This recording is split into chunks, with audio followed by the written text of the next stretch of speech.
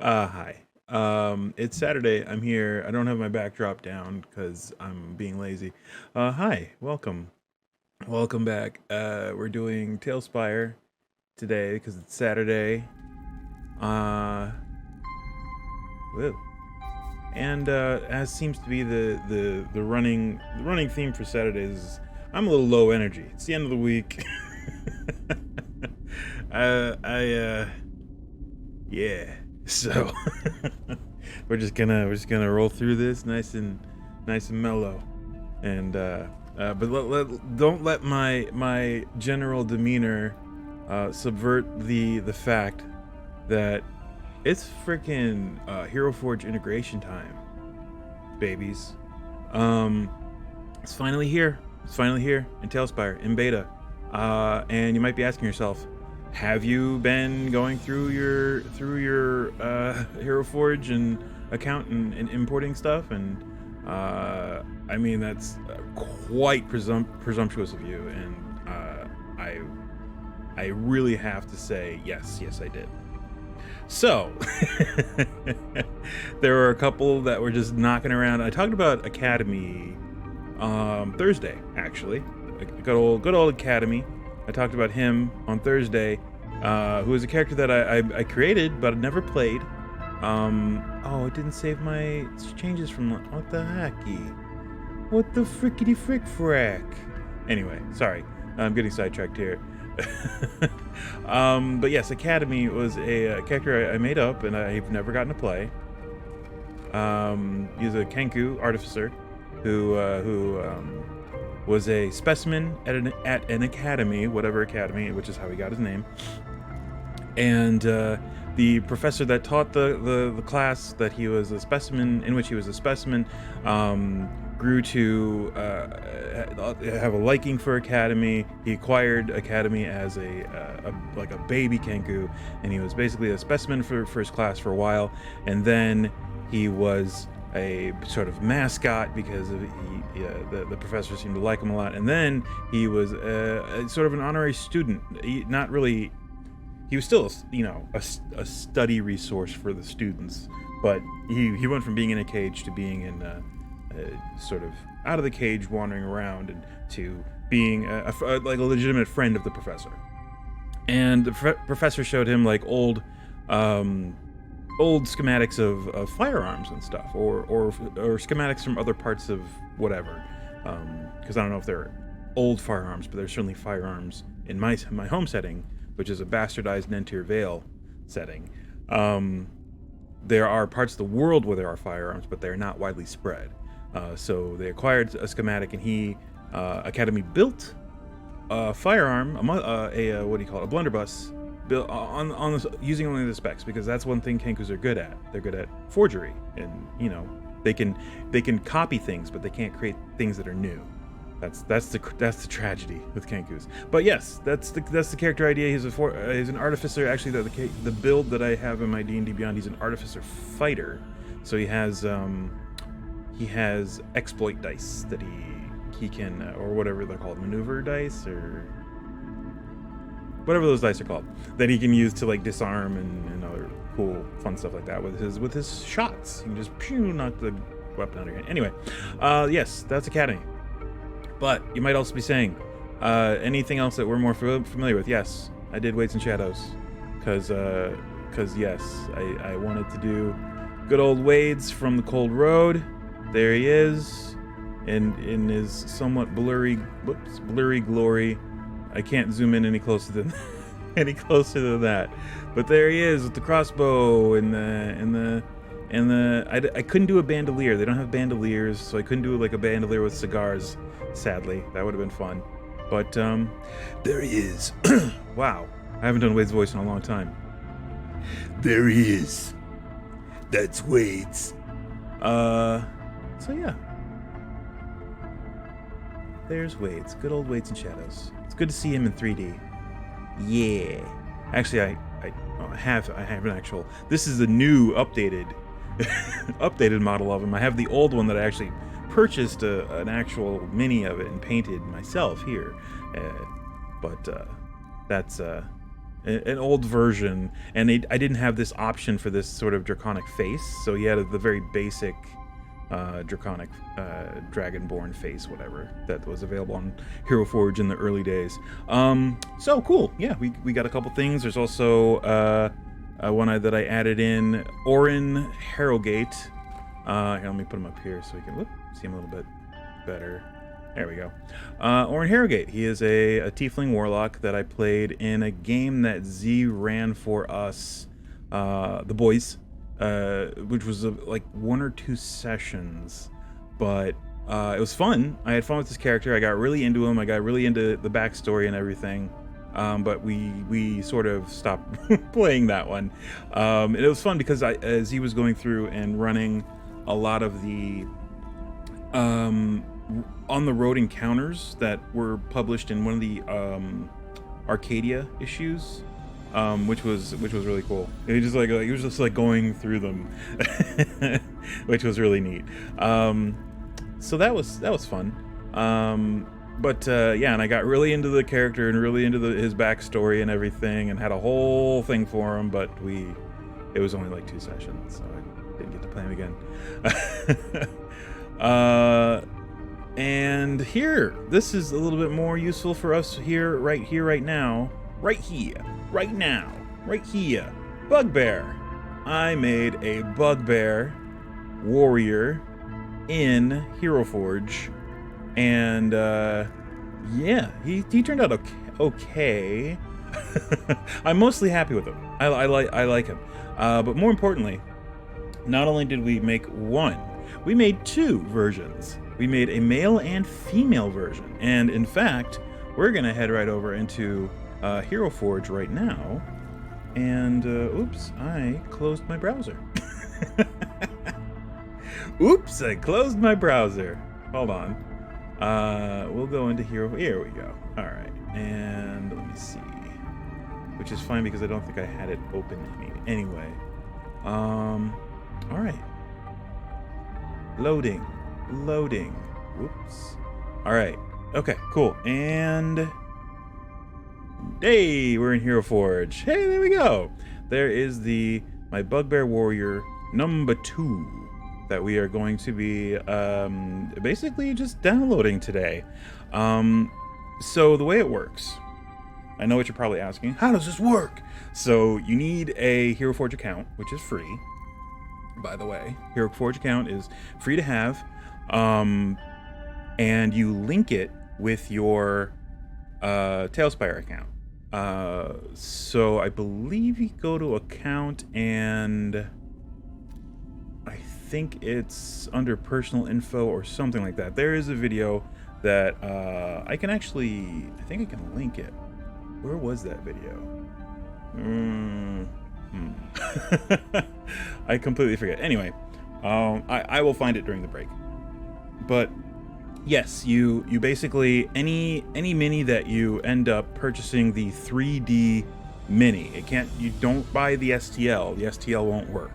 You have to buy the 3D mini, which is the the export-import version of the mini to export from Hero Forge. You get a download of it, and then you can import it into TaleSpire, or I think there's a couple other VTTs that use it. So we've already made her the female Bugbear version. She's got some rockin' sideburns. Yeah, you know. I was hoping to have more of a more canine mesh face, but this is fine. The other one turned out okay too. Hold on. There we go. Okay, cool. I used like an alien. There was like an alien face, weirdly, that seemed to be a little bit more monstrous for this guy, and it seemed to work a bit better. So I'm happy about that. So this is pretty much done. It's I basically took the one that I made and just changed it to female and changed the pose and some of the coloring and the weapon. And that's about it. Everything else is the same, but hey, keep it simple. We can swap out some colors. I think for the clothing I might want to. So let's do that before we go ahead and buy. And I gotta, okay, there we go. So let's go to the leather section. And, can I, no, that's something I'm already using elsewhere. We can use red. Let's use reds for this black. Instead of the red, instead of black, let's use some reds. I like that. That's cool. And Bricks End, how's that look? Kind of want something. What's that called? Sugar brittle. Okay. Harvest Orient. That's 2 orange. Worn shod hide. Red in plush. That's a little light. Ranger hide. Kind of like Ranger hide. Griffith brown. Griffith? Not Griffin? Griffith? Let's go with Griffith. Griffith hide. Griffith brown. Let's see how this looks. I'm gonna hit all the things that I had brown before. Let's see how this looks. Yeah, I like it. That's fine. It's pretty cool. I'm down with it. Just to give, oh, actually missed one right there. Boom. Yeah, cool. I like it. Female bugbear. Some slightly different color. I also changed her ears. Her ears are different than, ooh, actually, one thing we can do is we can change the tips of the ears to be darker, which kind of want. So let's, go into hair. Oh, no, hair. There we go. There we go. And Lone Beast Brown. Nope. Charcoal ice cream. Apparently that's a thing. Sauteed mushroom. Oh, that I kind of like. Black truffle brunette. I think that's what it is right now. What about just truffle black? Actually, yeah. I think I like that. I kind of like that. And we can do... Oh, I see. It does it in zones. That's actually very helpful. Let's do that, and let's do her forearms and her hands and forearms, and her feet and calves, and that gives it a little bit more depth of color instead of just like the flat brown. Now we have some darker sections in there, which cool. I like it. I like it. Her face can't. Yeah, that just looks wrong. Did that on her neck. Her hair can only all be one color. All right, I think we're good. So I'm going to switch out here so that you cannot see how I purchased this because I don't want any sensitive information broadcast. So I will do that. And we're gonna do this and do that and place the order. So the 3D digital version is $7.99, so it's $8 for the 3D digital version of this. They also have, here, I'm going to switch back. Let's see.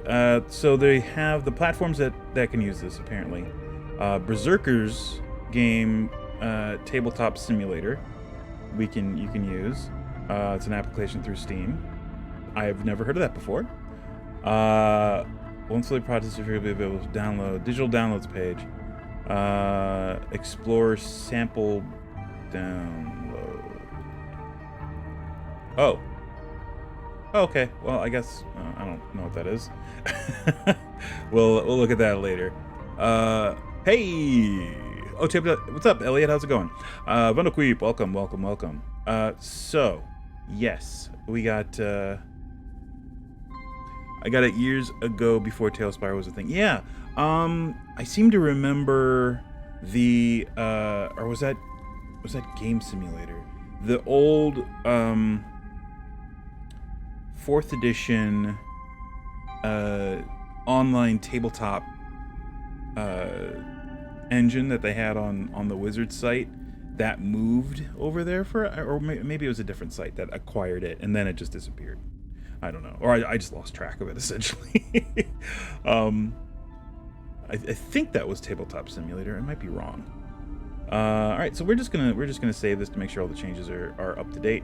And the download is typically, at least the other night when I was trying this out, Fantasy Grounds. No, it wasn't Fantasy Grounds. I know that for sure. But the Wizards had their own virtual tabletop for 4E for a little bit up on their site. And I remember I ran a dungeon through it.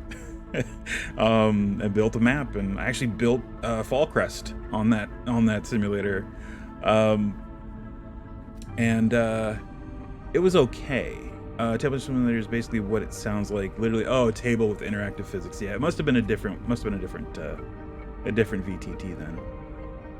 All right, so let's switch back to TaleSpire. We will be alerted when our thing is available. The other night when I was downloading these, it didn't take long. It was actually pretty quick.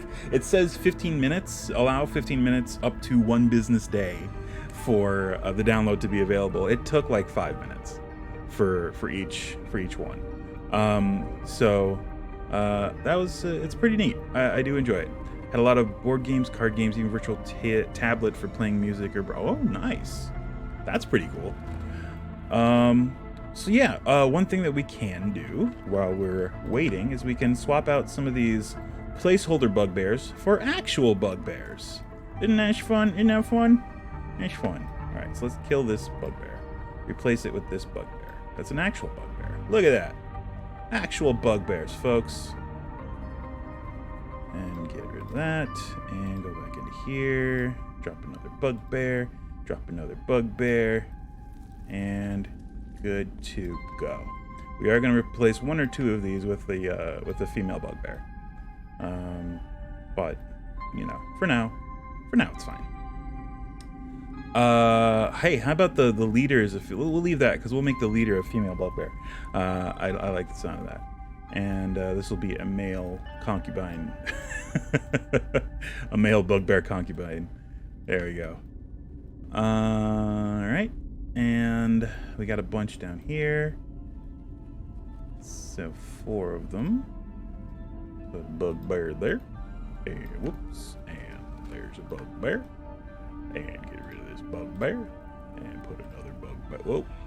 Another bugbear in there. Flip him around. Get rid of this bugbear. Put a bugbear right there. Turn him around. And last bugbear right there. Boom. All bugbears. Best thing I saw in Tabletop Simulator was a group playing Secret Hitler. There are in-game mechanics for each player to have a hand of cards in areas on the table they can keep hidden. Wow. I think I've heard of that game before. Oh, that's right. There was a bad bugbear. We have to... Okay. There's a bad bugbear in here. So actually, one thing I noticed... Okay, so this one worked okay. The knockdown... Secret Hitler is a blast. Yeah. I think... Yeah, I've definitely heard of it. I don't know if I've ever seen any playthrough. For the knockdown, for the imported figures, this one is actually working okay. As you can see, it's working about as good as the other ones, because they are also kind of floating above their base. So this one was actually pretty straightforward. The other ones that I imported, especially Orin here, he's very Well, actually, he's not that bad, but his base elements. He's floating on his tail, and his base elements moved with him. So, inside baseball, don't add base elements unless you really want them for your digital downloads, your digital figures. It really looks kind of weird. I think Academy was the one that looked really bad. Let me see. Knockdown. Oh yeah. All the caltrops and the rope are just kind of floating there. That's funny. Oh boy. Let's see how Wade's looks. I forgot. I think, was he okay? You see, yeah, mostly okay. He looks like he's doing like a Matrix move, like woo. Nice. I like that. All right, cool. All right, so yeah, we can let's get rid of Orin and let's get rid of Academy, and we'll leave Wade's. We'll leave Wade's for now. Wade's can hang out. There we go. He's in the Caves of Chaos. All right, any more bugbears to swap out? We can actually check and see if our download's ready just by hitting this. Nope, still only those 4. All right, it's cool. It's cool. We can wait. We got time. Oops, I missed one. There's another bugbear. Boo, and bugbear. Oops, he's in the wall. There we go. All right, any more? Oh, there's a lot more. Yeah, I forgot about these. All right, not a problem. Not a problem. We have more than enough bugbears. And put one right here.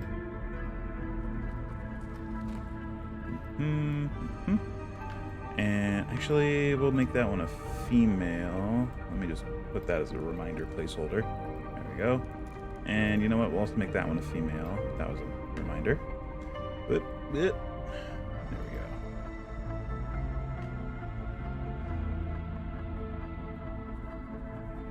Dun, dun, dun, dun, dun.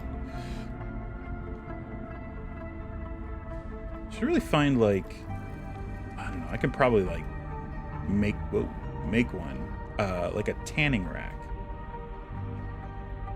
That'd be kind of tough. Like stuff that you would have just around. Here, let me swap that around. Another female one. Actually, the book says what's what, or how many there is of each. This is what, room 37? No. What room is this? This is room 38. 38, which is back a page, is the common room. 3 males. And 7 females. They're mostly females. So 3 males. 7 females. So that's, we'll say 1, 2, 3 males and 1, 2, 3, 4, 5. Wow, we are way off on our count here. Let's go into here, and into Monstrous, I believe it was. Yes, there they are. There's the Yeti. Oh, great. And now I gotta shrink them each time. All right. So get rid of that one, get rid of that one, get rid of this one. We have 3 males. All right. And place another. Shrink. Put here. Place another. Shrink. Right there. Place another. Shrink. Right there. Whoa. Right about there. Alright, that's 4, 5, 6, 7. Perfect. Oh, that's 8. Sorry. I can count. Alright. Middle bed. We'll just do this. Perfect. There we go. Alright. Cool. Maybe one's by the fire doing something. Whatever. Alright. Hey, is our thing ready? Let's see. Is it? Is it? Is it? It's not. That's fine. Alright, cool. So we will shortly have our female bugbear. Not quite yet, but shortly. Alrighty, so back to the Minotaur caves, which is the crux of our existence currently. Alright, so we managed to move from the secret entrance of the Minotaur caves to the obvious entrance of the Minotaur caves, and map our way down to it. There is a whole other section over here, so that's gonna be fun. It is good to know now that the elevation that we map as we go is more or less irrelevant. We can make it any elevation we want. We can continue to have it descend at this rate, or just have it splinter off and be, you know, flat, which I think I'm inclined to do for this section off to the left. We'll just make it more or less flat.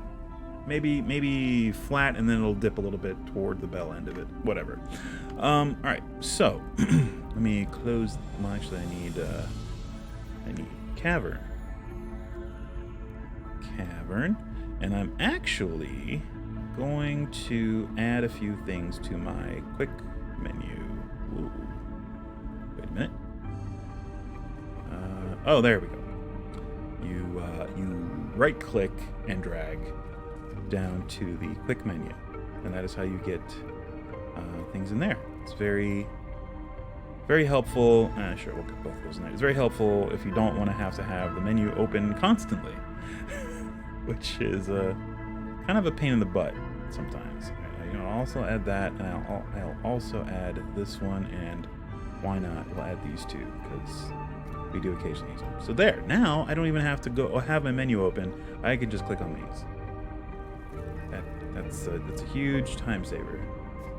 And now grid, and then flashlight, just because. Why not? All right. Do we want to continue from this edge and work our way around, or do we want to work our way? From the. Oh no! Did I lose the stream too? Hopefully my internet's not out. It says I'm still streaming. Oh, Saturday streaming. It says I'm still streaming. I don't have any notifications. Oh boy. Okay, thanks Elliot. It's just TaleSpire being weird. Hey, look, the figures are still there. All the minis are still there. Weird. All right, let's try going back to the main menu. See if that fixes anything. Or is it just gonna just load the, what do you call it? The spinny of death on a Mac, the pinwheel of death. That's what it is. Yep. Huh. All right. Maybe we just we force quit it. Can we force quit it? Can we task manager it? Come on, task manager. Manage a task. And this exe. There we go. Empty my cache. It doesn't do that. It doesn't empty your cache, unfortunately. All right. Well, that didn't. That sucked. Let's see if we can load it back up. Almost like you cut high. Decided to drop it. All figure stayed. Yep. Yeah. That's what it looks like. All right. We're back in. Will it load? It loaded. Okie dokie. Cool. Good to know. Hey, is my thing ready yet? It's not. Okay, that's fine. All right. Well, once it's available, I will show you the last step needed to make it usable in your TaleSpire, and it's a very simple step. In fact, I can just show you. So it'll show up here in its own little square, but it'll be grayed out. It'll be like black and white. It won't be, even though you paid for a color 3D digital, it'll show up black and white, but it'll have a little button here to link it. And once you link it, it'll show up the way you created it and all that stuff, and you can then place it in your maps. So it's a very, very simple last step to that. And as far as linking your account, there is it's actually in settings. So if you go, okay, cool. I accidentally clicked on something.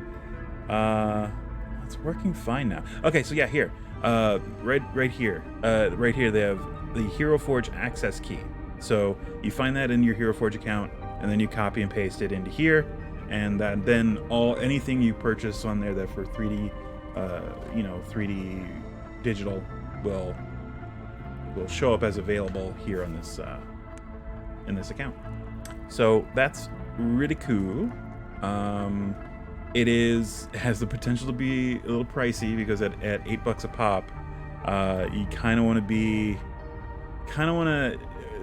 use it sparingly.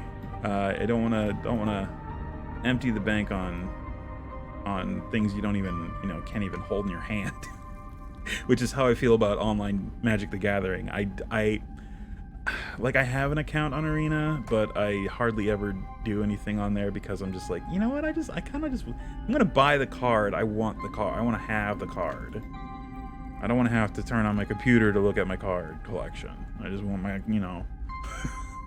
I want to flip through it like a card catalog at the library. Give me that any old day. Is that a boomer thing to say? I'm sorry. I mean, I also use the computer for that. That's fine. I mean, that's fine. That's completely fine. Oh, okay. So that is fine like that. I'm gonna try and have this ass end. I've got the ass end of this deal. We have this ascend slightly here. Double checking my reference. Let's make sure everything's still here. Okay, Wade's is still here. All of our bugbears are still here. Sorry, I got like a moment of, wait a minute, does that mean that it just kind of like, whoops, crashed a bunch of stuff? Ah, dang it. Whoops, whoa. Okay, there we go. Accidentally deleted a portion of the wall. Fine. Yeah, the bugbears are still there. Good. So, I would say rather than putting all this floor down first, let's go ahead and frame it out first. So we'll do the walls and then figure it out from there. So 45. This is the place where the Minotaur actually hangs out over here. So it's a relatively open space with only a couple. Well, it says here there are 3 interior wall kind of structures, or it looks like blobs of stalactite and stalagmite formations. And for that, I think we're gonna keep the ceiling the same height, but it might dip down a little bit to give our big old boy a lot of room to swing his weapon. So this is going to. So if this is just that little diddle, sorry for my phrasing, that little diddle right there, then it is going to descend from there 10 across this 10 feet. Yeah. So it dips down into this 10 feet and then over to here. And then up and across over here, I think. I was working with the lava set the other day and had fun with the stalagmite and stalactite tiles. Yeah. Those are really. I like that new set, especially the lighting on those is really neat.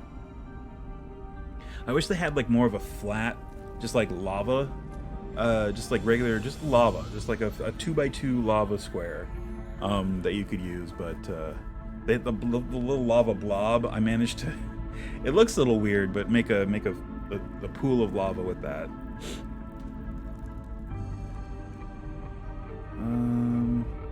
All right, let's do it this way.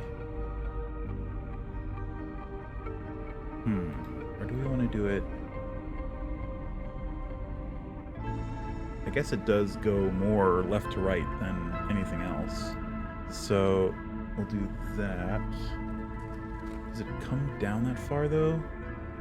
Oh, Tommy, I wanted to use the waterfall lava tile to go into a flat lava pool and just had to stack the prop pools. Yeah. Yep. Really wish they had just a flat pool. But no. I did, I looked at today, just before I started streaming, I looked at mods for TaleSpire, and I tried to load a couple, but apparently my mod manager is having some problems. So I'm gonna have to look at that and see what the issue is. You know what? Let's do this. Let's move this over and move this over.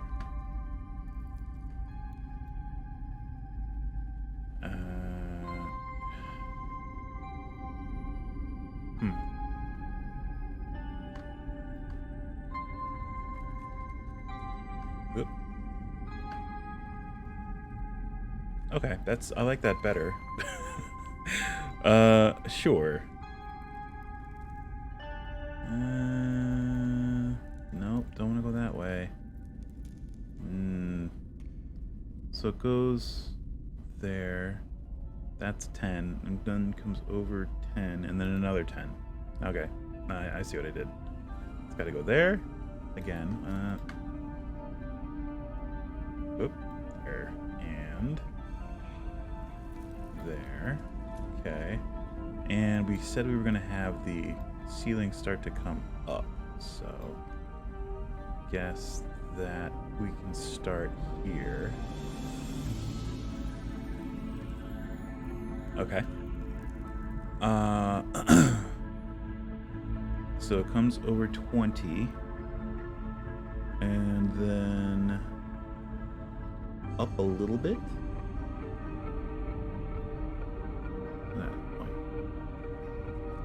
Yeah, that's 10, 20, and then down at up a little bit, and then down at a diagonal 10 feet.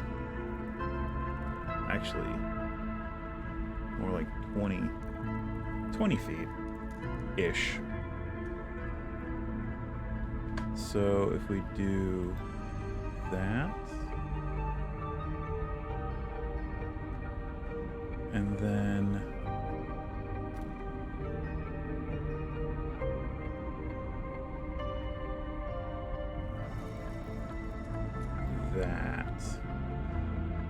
that's more or less what we're looking for, and we should be coming down.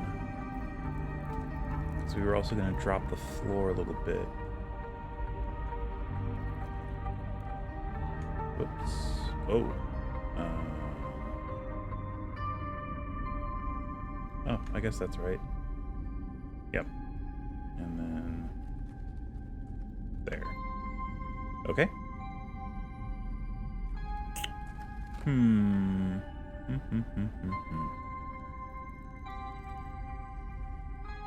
do we want this to come up half a step?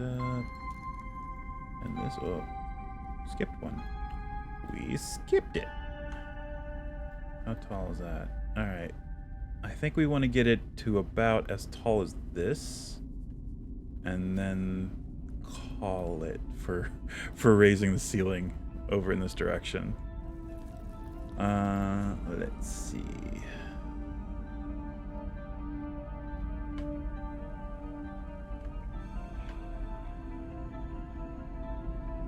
Oh, I guess we're limited to the height of the tile that we're stacking it. So that's as tall as we can. That's as tall as we can make it. Good. Fine. That works too.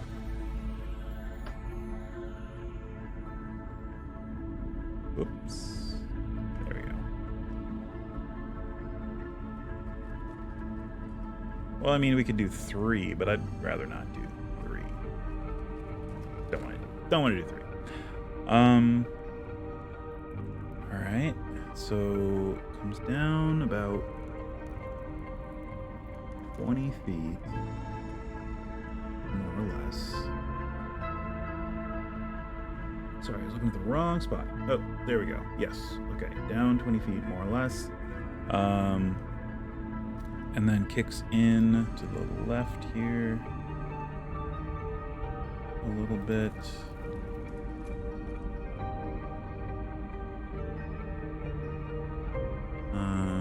Okay.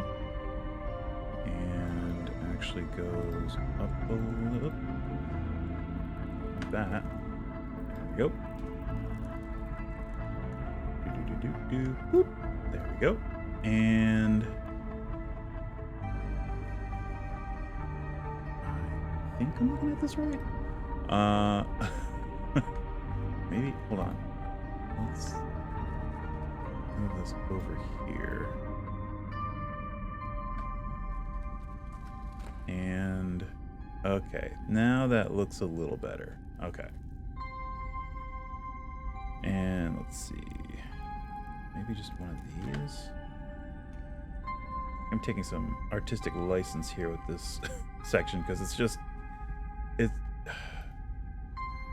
next to impossible. It's next to impossible to get exactly what they have with the tiles available to us. But I guess that's fine. Grimbeard, what's going on? Welcome, welcome. We are continuing the TaleSpire build and also playing around with the Hero Forge beta integration. We got good old we got our Weights and Shadows here in, and we made a bugbear to replace the bugbears that we were which were basically yetis. we replaced them with actual bugbears, and we actually have, speaking of which, we have a second bugbear. Oh, okay. Hold on. That is pending, apparently, because we just put the finishing touches on it, and we're waiting for it to be available for download. Okay, I see it. It's broken right now. Oh, but you have to. But have you seen HoloFox's image overlay plugin? I have not.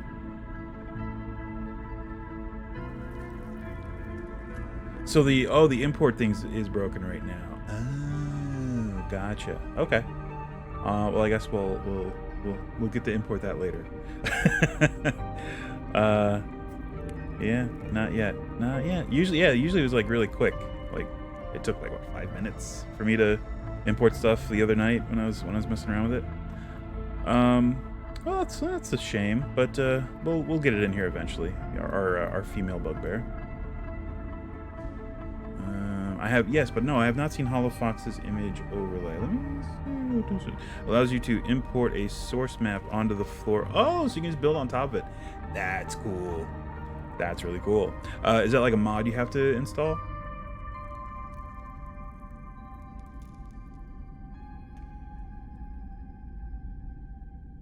Let's see here. Oh, I saw a gap earlier. Where was that?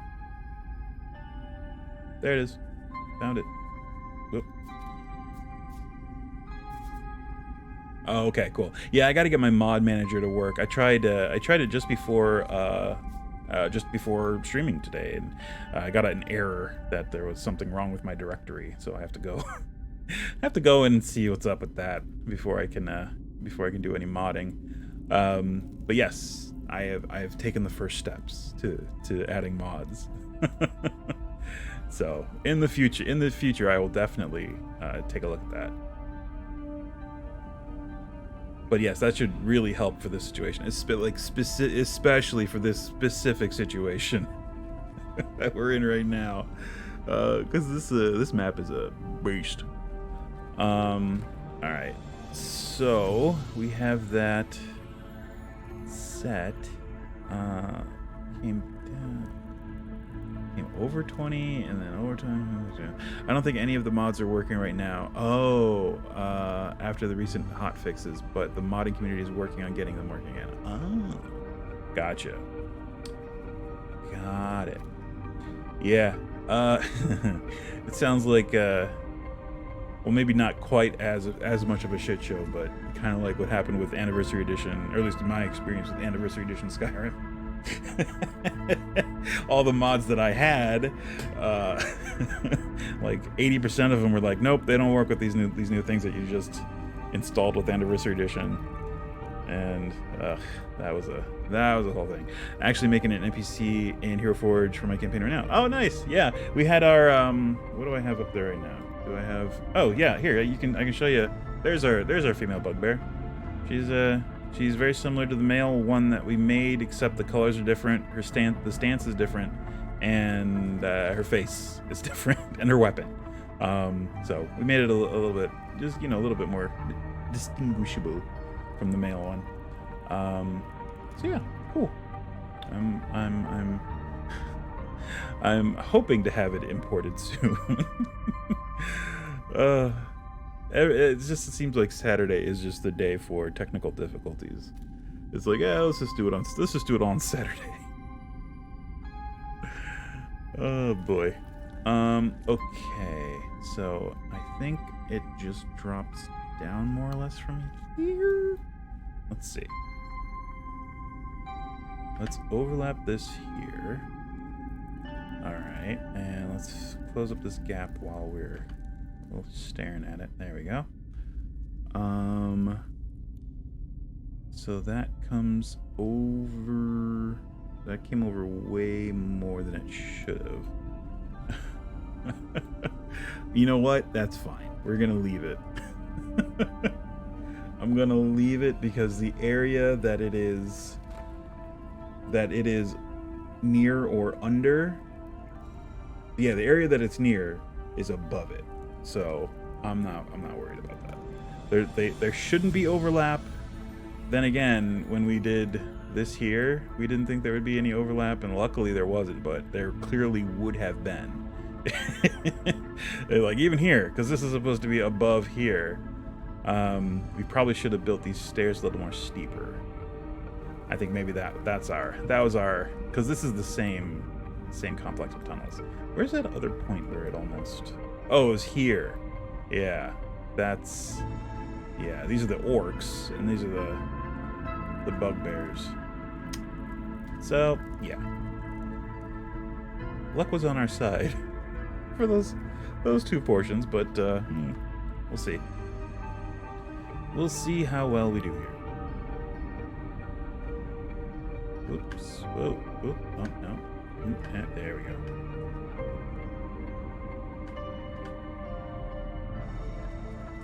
Yeah, I don't think we want to go any taller.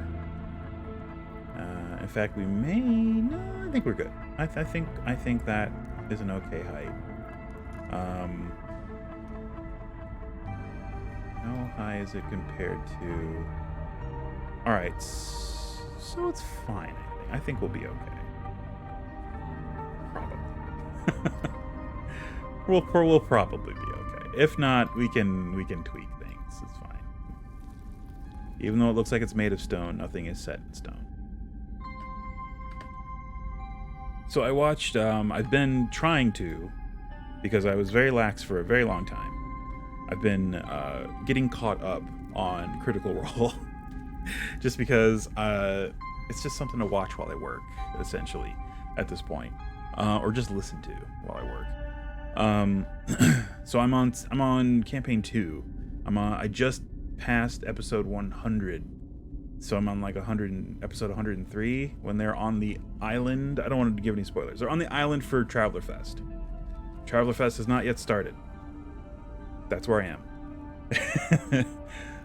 But yeah, I was listening to it yesterday as I was playing Elden Ring, just to have something aside from the screams of my own despair in the background, filling my ears with blood.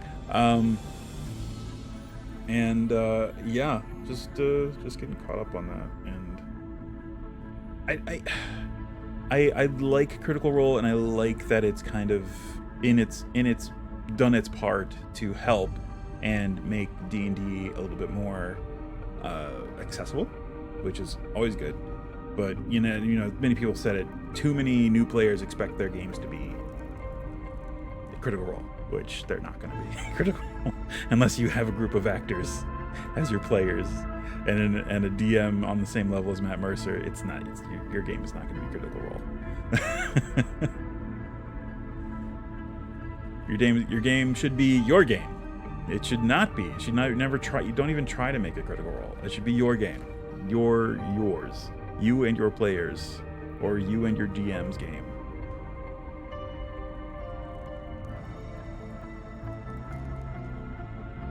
Let's see. Okay, there we go. And that looks pretty good. So it comes down 10, 20, 30, 40 feet from the bend. So that's 20. And it is important to note that there is a secret door midway down this wall. So we're gonna do this. We're going to, and it's only a 5. It looks like it's only a 5 foot. Let's read the description. Hey, what? Let's read the description. Hey, what? I missed our weekly stream game. Yeah, that was fun. I mentioned earlier about when we had I had Oren. Where's Oren? Let me get Oren back out here. There's Oren. Good old Oren from the what was it? From I forget what adventure that was. It was basically Z running through the on the road encounters from Arcadia. That's essentially what it was. But yeah, that was fun. I'd like to, even if we get that back up, just to go through the rest of the on the road adventures, I'd be fine with that. I mean, I'd be cool with streaming it too. That'd be great. So Area 45, that is the Minotaur. That is the den, the actual little den of the Minotaur. This huge monster has an armor class of 4 due to a great chainmail coat it wears. Wow, armor class 4 sounds awful, except that it's actually 16 in in 5e, and carries a +1 magic spear. Oh, he does have a spear. Look at that. They thought, oh, look at that. All right. When he attacks, he rushes and stabs with it for 2 to 7 points of damage. Ooh, followed by 1d6 + 1 seems a little low, but what do I know? This is an AD&D, so it really there was no power creep yet. Yeah, during the time, taking 7 points of damage was, oh god, that's gonna take me days to get that back. Literally, in-game days. It'll take you in-game days to get those hit points back. He does 2 attacks. He stabs with it for 2 to 7 points of damage, followed by a butt at the same opponent for a d6 points of damage for each horn that hits. Whoa! And then a fierce bite for a d6. Okay, so it's a lot of damage spread out over a lot of attacks. Wow, this thing is actually brutal. At the same person or another within 5 feet of him. When not charging, the Minotaur may openly use his spear and bite, or horns and bite. Okay. When intruders enter the area, the Minotaur immediately moves to attack. He knows the area so well that the only way for victims to escape is to go through the secret door in Area 36, which leads to the Orc Lair. Okay, I had no idea you guys play with Z. He's the whole reason I got into TaleSpire. Oh yeah. I'm on the Cold Road as Wades and Shadows, who is over here somewhere. And Elliot has been referenced many times, and also the characters in Z's videos. But yeah, he runs games for us occasionally now. And occasionally we run games for him, so it's a lot of fun. Let's see, Area 30. Okay, so 36, that leads to the orcs, or else run out of the place and climb a large tree. Oh wow. Oh yeah, clicking for you, love the Cold Road. Yeah, Cold Road was a blast. It was a blast. I'm wondering if he's gonna do the videos of. He did some of the videos of our experience in Curse of Strahd, because we went from that to Curse of Strahd, and that's all I'm gonna say on that. I'm not gonna try and spoil. I'm not gonna speak anymore in the risk of spoiling anything. The Cave of the Minotaur had. Oh, sorry. The Cave of the Minotaur dwells. Oh, the cave the Minotaur dwells in has skulls and bones arrayed in decorative patterns. We can do that.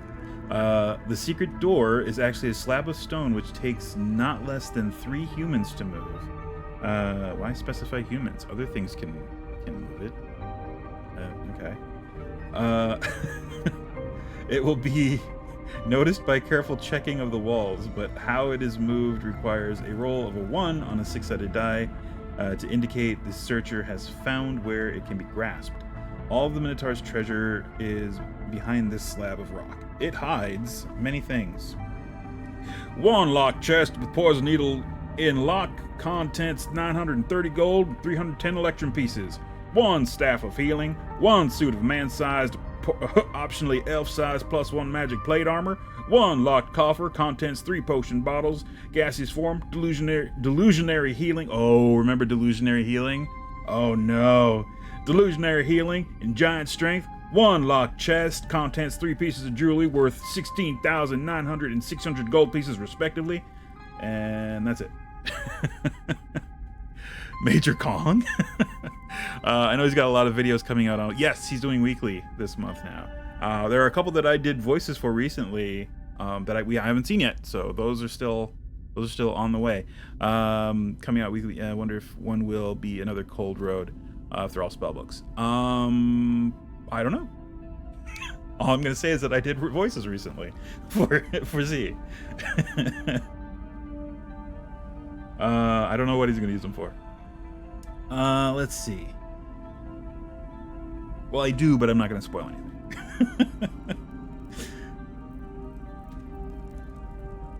All right. So yeah, that sort of. So yes, it's a. It looks like it's a 5 foot. Oh no, it is 10 feet. It's just on the line. Okay. I got it. Okay. I got it. Go away, Orin. Go away. All right, so we've got, it comes down 20. Okay, so then that means we have to split this one. So we're going to sink it into here, and up, and whoop. And then we have the other one here, correct? Yes? Whoa, incorrect. There we go. Done. All right, so this is going to be the secret door. And I think for that we might need... I think, oh yeah, we're just gonna use one of these. It's the easiest way to do it, right? I mean, let's not overthink it. It's just gonna be that, and the bottom half is gonna be a secret door. Yeah, that's the easiest way to do it. Cool beans. In fact, let's just go ahead and make it a thing. Add a hide volume. I guess we can adjust the dimensions of this. I always forget. Whoops. There we go. That's what we want. There we go. Good enough. That'll work. And visible. All right. So now it is a secret door. Cool beans. Yeah, I think that's good enough. There's a small gap there, but I'm not gonna worry about that. All right, so it has come down 30 feet. There's 10 more feet here. Let's see. Wait, that's technically 10, 20, or 10. 20, 30, there, 5 more feet is what we want. That's right. Okay, so as part of this, we're going to curve back in this direction. Because that is what it does. That is what the map does. Sweet. Whoop. go. And we're going to want to definitely fill that gap in. Not a problem. One there and one there. Cool. Okay. And the secret room is it looks like it's about 15 by 19? Well, no.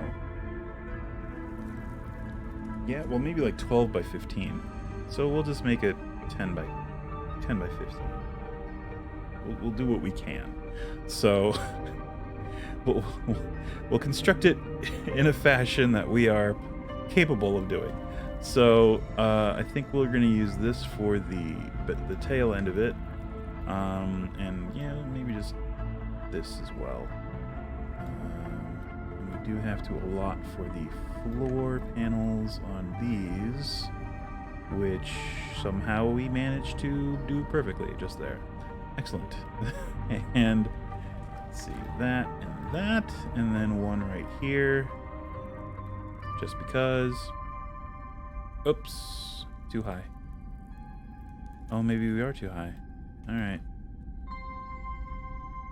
Or too low, sorry. There we go. Okay, and then other walls. This one, and this one. Boom. Boom. Overlap? Do we need overlap? Sort of. About... Oh. There we go. Right there and right there. Cool. Oh, and one right here. There's a huge gap right there. Whoop. There we are. Perfect. More or less. Alright. Cool. There's a secret room. Oh, we're also going to need the walls going up. And, of course, we are going to hide this entire thing. Whoop. We want one of these. There we go. And we want one of these. There we go. And this. And it is time for our first little ad break. So we will take 5-ish. It's more like 4 minutes. And when we come back, it's going to be more Caves of Chaos. Maybe we make the ceiling shorter.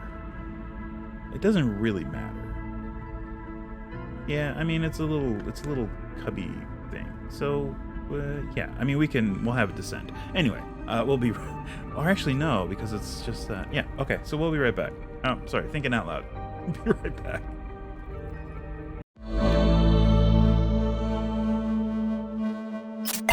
Oh, hello, we're back. Music! There's that wizard smoke. Hell yes. Alright, so, we got the secret room, framed and all set. Let me go ahead and throw some, extra little floor tiles down here.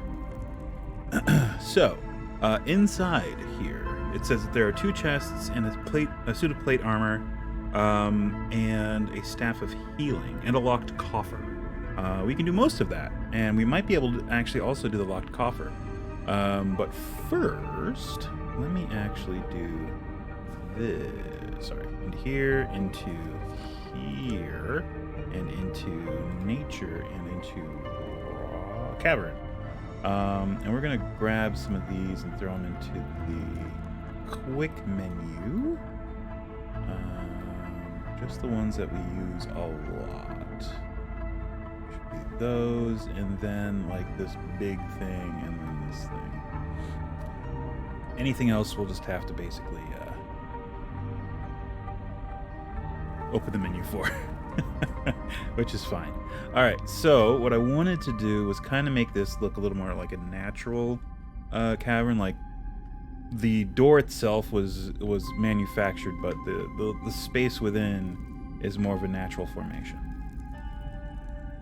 So do one like that, and it'll also allow us to imply the height of the ceiling, which is going to be shorter then actually, oh, that's right. We wanted to have it descend from here, which we can do. Is that down half a step? I can't tell. No, it's not. It's not. Whoa. Whoa. Whoa. Whoa. Whoa, whoa, whoa, whoa, whoa, whoa. Who is that? Who is that 80s band? Oops. Oops. There we go. We're actually having it descend quite a bit. That's fine. We do need another... like that. So like that. Sure. And then it can come down another. Oh, the menu keeps getting in the way. Damn you, menu.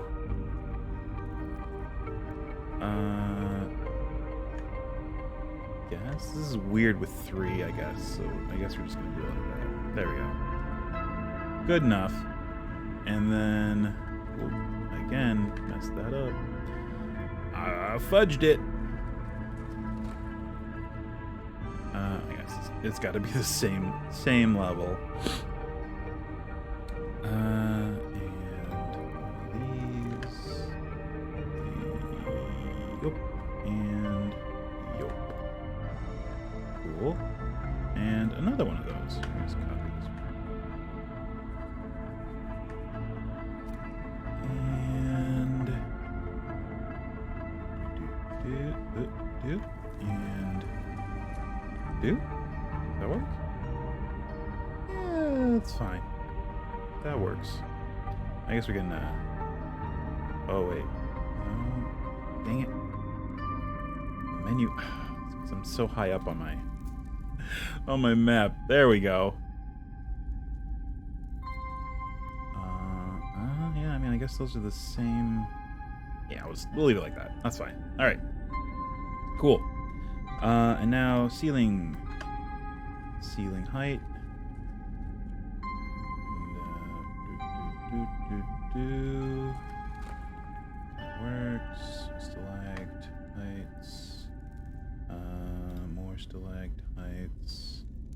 Let's put one more bit here near the front, along the wall, and stalagmites underneath. One of these little ones. Go.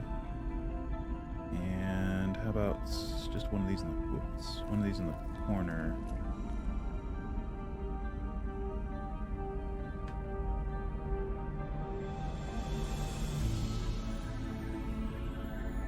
Sure, that works. That works. Okay. So they have 2 chests. So that would be traps and treasure. I guess we're just gonna use. I like using just the basic chest for the most part. It gets the job done. Let's see. Let's just tilt it that way. About there is fine. Second chest right next to it, right there. Make sure they're facing the right way. Oops. They're facing the correct way. Open. Yep. Hooray. Close and close. Suit of armor. Alright, that is also easy to do. Do I have my...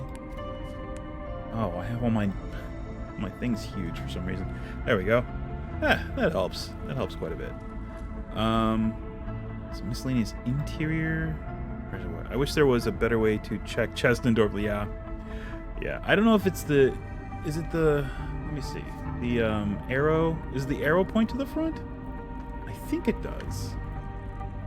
Like if you're rotating it, I think the arrow points to where the front is. I'm not 100% sure on that. It might be arbitrary. But... Here, where's a door? Now I have to see. Okay, here's a door. If we rotate the door... Okay. That's pointing out. So this should open out. Nope. So no, that is not a hard and fast rule. All right. Good to know. Well, we tried. We tried. Oops, back into build mode. Okay, so, isn't it weapon? It's weapon. Is it weapon? No. Exit build mode, right click, open, enter build mode. Definitely. Yes. Is there a staff? There's this, which is a very rainbowy thing, which is fine. Let's just use this. This is the staff of healing, which is just kind of propped up here. Or actually, we could put it laying across the one of the tops of the chests. Let's see. Let's go to this one. Boop. Yeah, there we go. Staff of healing. And suit of armor. Where did they put that? No. Is it merchant? It might be merchant. Do they have merchant? Oh, they have. It's exterior miscellaneous. Nope. Interior miscellaneous. Mirror painting. Oh, where'd they move that? Where did they put that? No, not there. Palisade, debris, decor, pillar, lights, ladders, furniture, grim. I'm gonna have to do this. Camping containers, crafting. There it is. Ah.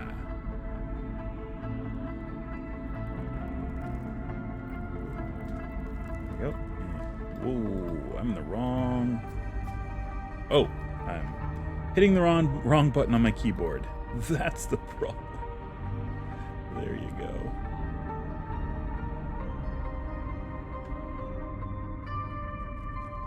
Okay, there we go. And move this over here. All right, and I think that's it. Oh, the coffer. There is a locked coffer. Suit of man-sized, optionally elf-sized, +1 plate armor. Locked coffer, locked chest. One of which is trapped. So a locked coffer. Oh, it's just one of these.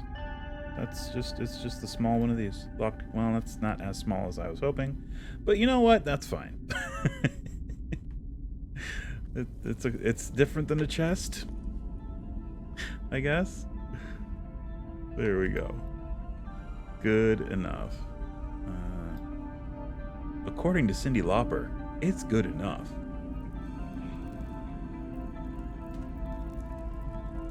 All right, cool. There's your secret room.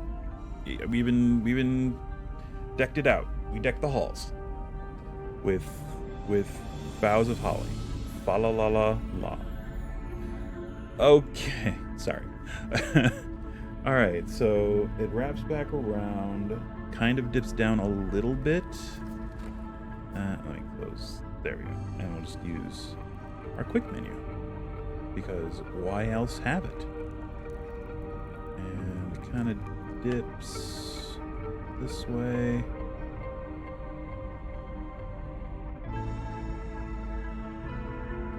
I guess we'll lower the. Nah, we'll leave the height. We'll leave the heights. The height we'll maintain. I'm not gonna mess around there.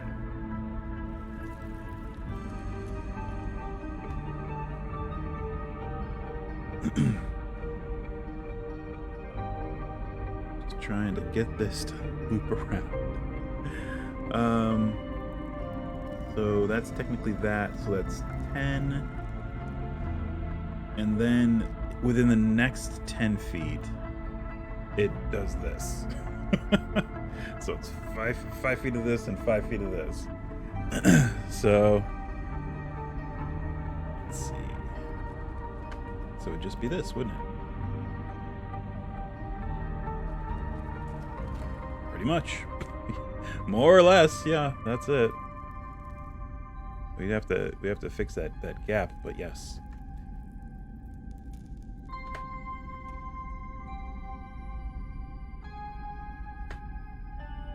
Boop and boop, and also boop.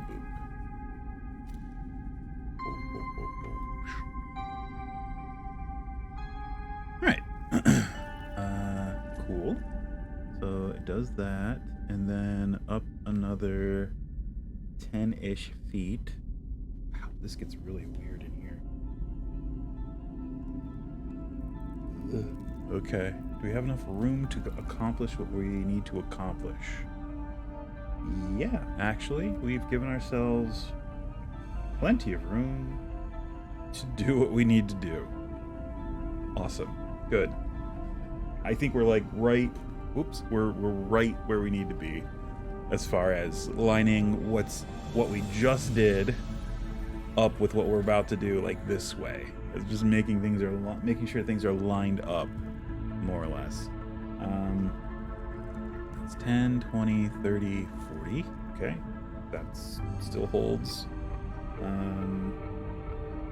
Oh, you know what? We need to come down another 10 feet. Wow, okay. Well, okay then. That's perfectly fine. Let's grab all this and cut it and move it 10 feet and drop it. And there we go. The secret door is slightly off center, which we can also fix that, I think. Yeah, we should. So this and turn it a little bit and do this and down that and cut it and fix it. Alright, I think that's right. Yeah, that looks much better. Alright. More space there, and then we can close up this gap. Do. Woo.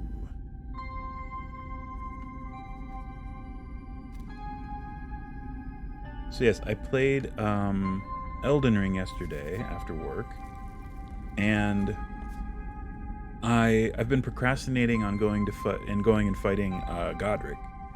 I've just been like wandering around, leveling up, trying to level up my weapons, just exploring, really.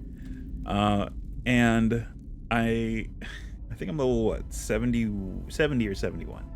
And that's when I finally decided to fight Godric, at level 70 or 71. I can't remember what I was. And I found, before I fought him, I incidentally had found the tree spear, which is bonkers, at least for me. I'm sure there are better weapons, but because at the time, I had also accidentally found the Soifra River Eternal City in the Mistwood, like the elevator that takes you way down into the Underdark and the Eternal City, and those big spiritual blue guys with the horns. And I was getting housed by that. I was just trying to use a +4 katana on them, and they would just wreck me. But the tree spear on those guys specifically, and I haven't noticed it on really anything else. The tree spear, if you just use the regular attack, the right button attack, not the right trigger, the right button attack, if you just hit them with that, it breaks their posture. They're just like, oh god. So you can just like, okay, hit, dead. And I was like, oh, this is great. This is easy now. So that was awesome. I was really pumped when I found that, which made that section much easier. And I took on the ancestral spirit, and I beat him yesterday, which was, I almost died the first try, but I managed to pull it out first try. So I beat him. Then I beat Godric. And I called one person for aid, and I got what's her name, Nephili, the hero woman who helps you. I called for her and one other person, Darak. So Darak, if you're out there, Daracc, if you're out there, thank you for your help. But I rubbed it in Godric's face because I had gotten the dragon breath incantation from the dragon altar. So as soon as he grafted the dragon head on, I breathed fire on him twice just to rub it in. But yeah, between Nephili and Dirac and me, he was easy. The Godric is actually pretty easy once if you beat the grafted Scion, and if you beat Margit, then yeah, he's pretty easy. And then I went out to the Lurelia lakes near the academy, and I fought the Glintstone dragon, and that took me like 3 tries to beat him. That was friggin' tough. But Jellyfish Friend helped, which was, you know, Jellyfish is just freaking awesome. And the one thing I noticed is, like, if you can get him away from his little sleepy zone, you can just steal the Glintstone key and just run. And I managed to grab it before beating him, and I was like, oh, I can just go. But I was like, no, it's the principle of the thing. I'm gonna kill him. It took me 3 tries, but I killed him. So yeah, that was fun. I'm finally at a point in the game where I'm like, okay, I know how to play. I know how to play the game. Because again, I never played a Souls game before. So yeah, there's a bit of a learning curve, and it's still super difficult. Anything can body you. Anything in the game, if you get your timing wrong, you can just get the right timing and just destroy you. And the most common one is just the rats. The rats are the worst. They're the absolute freaking worst thing in the world. Oy. Alright, so this goes up from that V. It goes up about 20 feet. Not including this section. Microphone thing is hitting my zipper. On my hoodie. So from there, so 10 feet, and then another 5 feet? So like 15 feet up this way. So I think that'll work. Oh my gosh. My Streamlabs is it says it's recording, but again, it's only showing 1 second. The time's not moving. So I hope that means it's recording. I mean, it was last time, so we'll see. We'll see. All right, I think we're okay to overlap these and do it this way. And then we'll make the last 5 feet. I guess the last 5 feet has to be this. Yeah. Okay. Okay.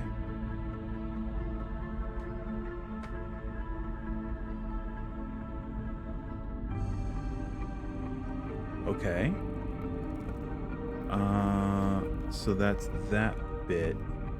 Did we leave ourselves enough room to do the interior walls over here? That's the big question. And does that line up with what's up here? I think so. That might be coming in too far, though. I think that is coming in too far. I think that is enough. And then we just come down from there. In fact, we can come down from like here. And that'll be close to what it is on the map. So it comes up like that, and then back down. And then this 10 feet here, it will be, let's see. If we're keeping the 10-foot rule, then it would have to just be a thing right here, and then like a small one here, and then another small one up here. Wow, yeah, these interior walls are getting really nerfed. Which is fine. And then there's just a big separation wall here, and then a couple other smaller ones. Oh, we already did this one. Okay. And then there's one right here. Weird. All right. I mean, yeah, they're gonna have to shrink them to fit our needs. It's just how it is. All right. So I think here we're gonna use this, and we're gonna overlap it up a little bit. There we go. Okay. This is like a nexus of lines on here, so it's hard to see exactly what it's doing. All right, and it looks like it dips down ever so slightly. So we're gonna do this. We're gonna do that, and then we're gonna do this, I guess. Oh.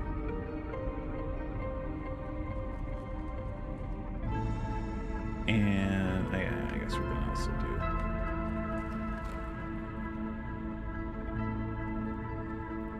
that. So yeah, it's down like that, more or less. Actually,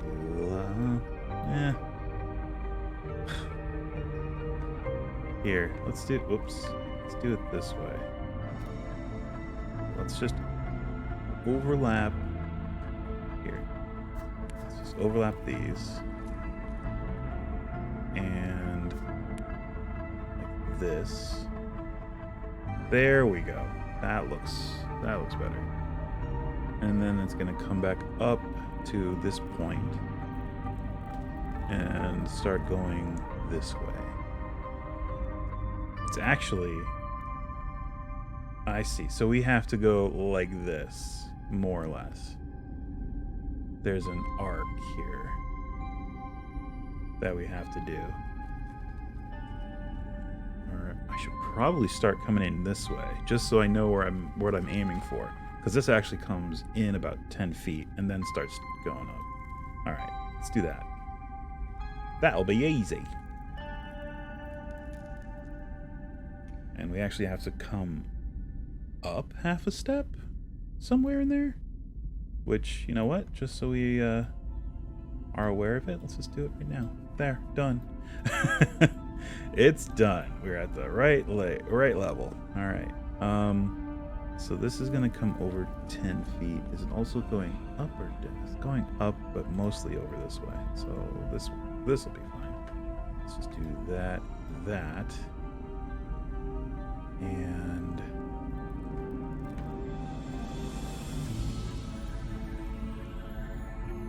after 10 feet, it just starts going up at an angle. So we'll do that. Yeah, it's actually fine. Okay, and that's a decent reference to aim. Are we on the right? Oh, that's the problem. There's your problem. So the ceiling also has to gradually come down to that level as we advance, as we come across here. So that's easy to do. All right. Okie doke. Good to know. Good to know. We now know our path. We have to, and let's set the high point of where it's going to be. We can actually, let's just copy this. So if it's going to come up there, we want to leave room for, we can actually count in 10. So it's 10, 20,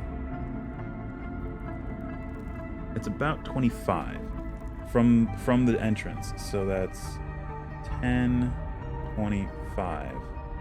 So okay, so this point, and it is 10, 20, 30, so 10, 20, 30, it's right about here.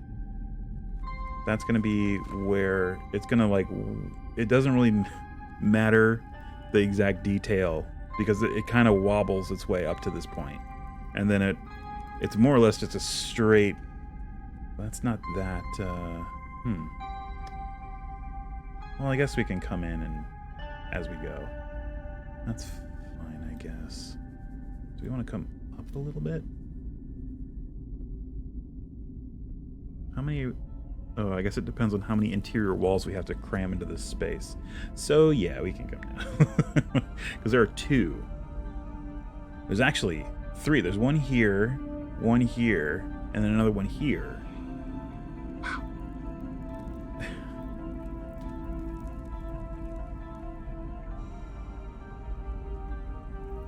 Huh. Oh, yeah, I guess this one's over here a little bit more. So there's one here. There's going to be one more or less here, one here, one here, and then like a big one here, and then 3 small ones. Nuts. A lot to do. My cat is meowing in the background. Hold on a second.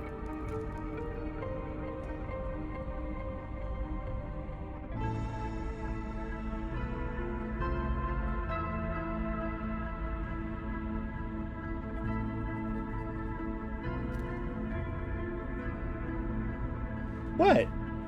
Come here. Say hi to everybody. Say hi. This is Godzilla. Say hi to everybody. What are you doing? Why are you carrying on? You sad? Why are you sad? Why are you sad? She's out there like carrying on. I don't know what the heck she's doing. You alright? What's the matter? Okay, she's all purrs now. I don't know what she was doing. Anyway, sorry, cat. This makes for an awkward work. Okay, let me scooch back a little bit. Move my mic. I'm gonna have to reach over to get my mouse. It's fine. It's fine. You okay? You okay there? Just don't scratch my legs up, please. Please, God. I'm wearing shorts. Please don't scratch the hell out of my legs. Alright. Oh boy. Let's see. Yeah, I mean, we're just gonna try to reach this point. That's all we can do. Let's overlap this one. And do this. And that's about right.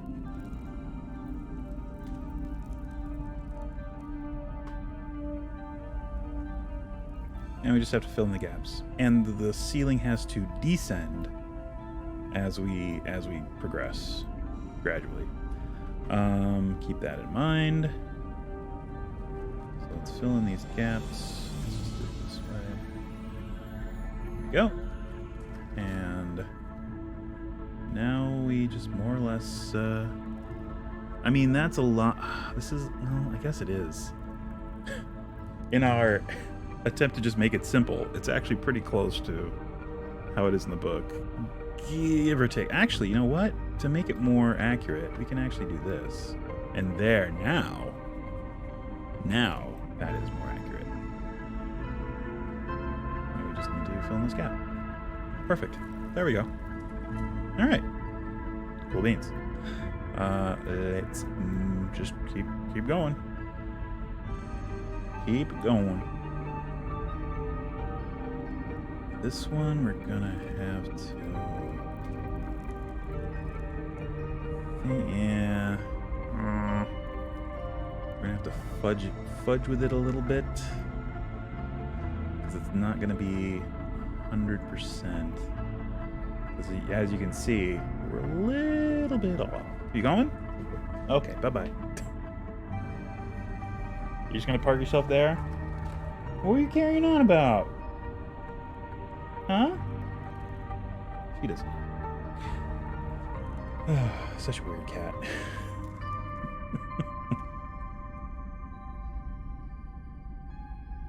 I guess we just... I hate to close the gap with like just straight pieces, but maybe that's what we do. Or, oh, I see what we can do. We can actually flatten out this peak a little bit, and I think we're still okay. I don't want to come in anymore, because then that reduces the amount of area available to us for making the interior walls, which, as you can see, there are a lot of them. There's like 8 more that we got to do. I'm sorry, 7. There's 7 more that we have to do. And yeah, I guess we're just gonna bridge it with one straight piece, quote unquote straight piece. It's not very straight. Is that? Can I close the gap that way? And we're gonna have to do it this way. There we go. All right, so we're gonna have to descend the ceiling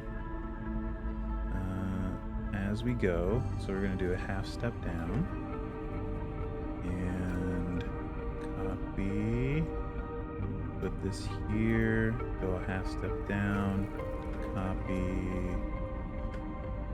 Put this same level as that. Oh, it has to come out. Got it. Let me see. It's already pretty. Oh, that's already there. So we don't have to come down anymore. Cool. We can make it more gradual if we want. So if we just keep going and do like the half step down, like right about here, that might be a little bit better. Hold on. There we go. We have this. Is it like that?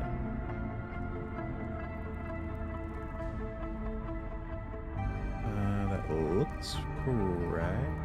Yes, that's correct. Good. All right. So there, and line it up. And I guess right here is where we'll do the half step down. So, like right there. Seems about right. There, and then copy. And there. Oh, we have some gaps to fill in here. Not a big problem. Let's just double check our height. Okay, we're good.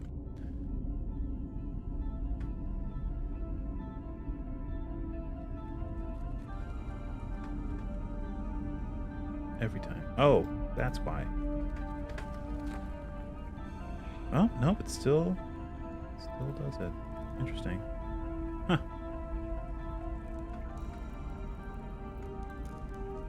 That should be correct. Well, maybe it's not. That's why. I'm not at the right level. Oh! Now it's correct. Okay. So, let's put one here, put one here, and then one here, and here, and we somehow somehow did this. I don't know how we did this, but we did this.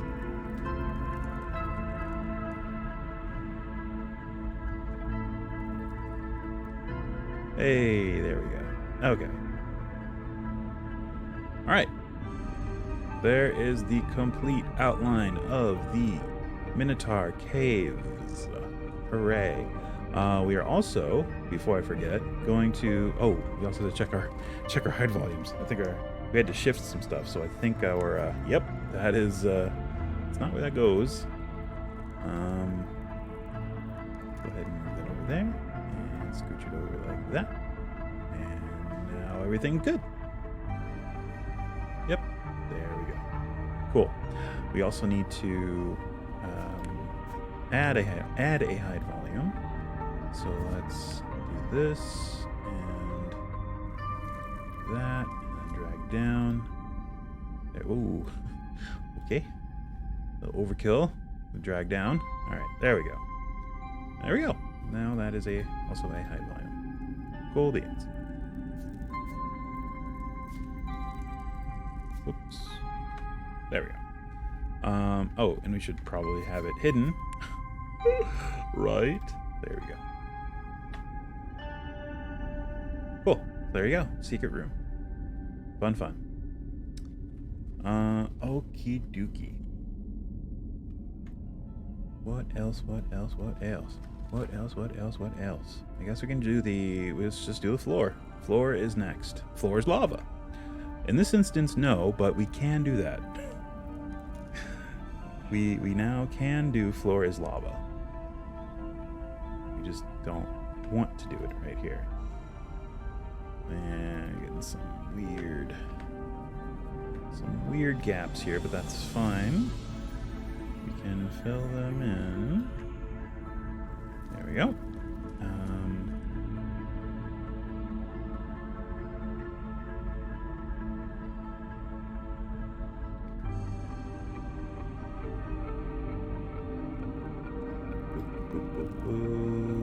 Whoops. There we go. Come down to there. Come down to there. Come down to there. He was fine where he was, kind of. We need one back here. So, there. Okay.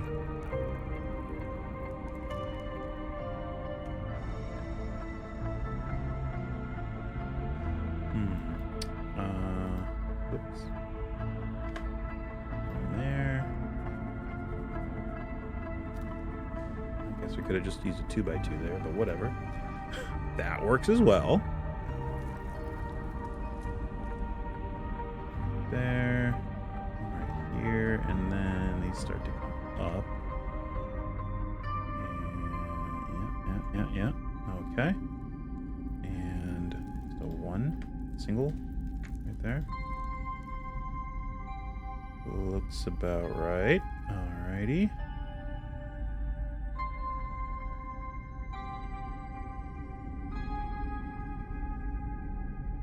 And then these start to go down, or oh yeah, they do.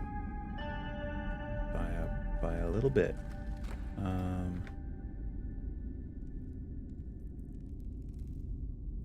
Well, by quite a bit. How did that go all the... whatever. I mean, that's fine. Oh, I guess it is just a half star. I see. Yeah. Yep. No, we're good. Alright.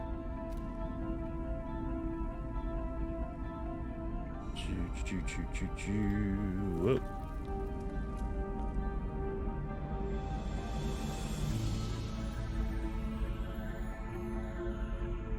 It is a bit easier with the 2x2, even if it sticks out the other side. Oh, I'd rather it didn't. There we go. Whoops. Dang it. There we go. That's fine for that. For these like weird corners, I guess that's fine. 'Cause, yeah, that's just the way it's got to be. Like for right there, that's perfect.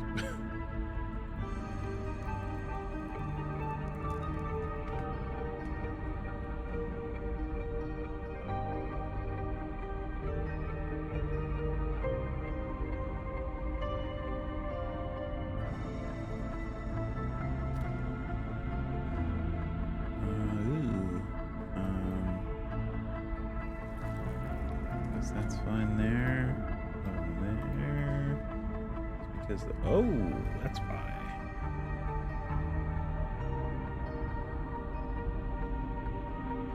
Oops. There we go. Okay. And then this comes up. Okay. And then this also. Okay. Cool. Weird.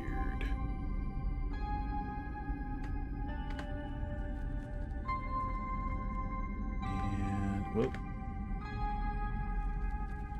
Yeah, it's wrong. Here, let me do this. There we go. Now we should be at the right height.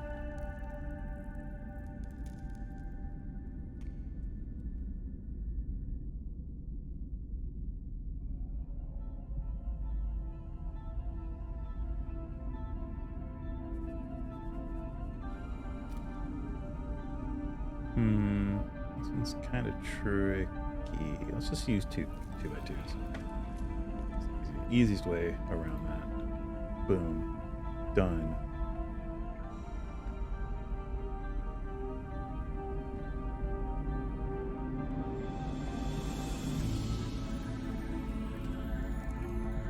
And it comes up a little bit there, and okie dokie.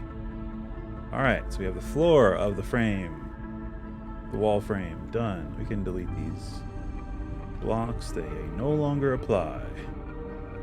Okay. Cool. Yeah. That's about how it's supposed to be. Cool beans. Zoom out a little bit. Cool. Caves of the Minotaur. More or less. Actually less, because we have stuff to the floor and a bunch of interior walls. But almost. Let's see. Let's get into the flooring. Doing the flooring. And yawning because I am apparently dead. No, I'm fine. Ugh, just a little tired.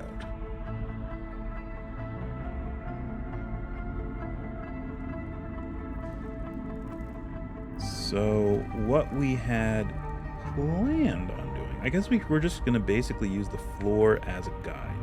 The floor that we put underneath these walls, these framing walls. We're just going to use that as a guide. And just build out from there, and that's the super easy way to do it. Whoop. Whoop, nope, don't want that. That's what I want. Yep. There we go. And then one here. Yep. And then that is all at the same level, so that makes this real simple. Just do that and that. Put a 1 by 1. Whoa. Whoa. 1 by 1 there. And just go from there.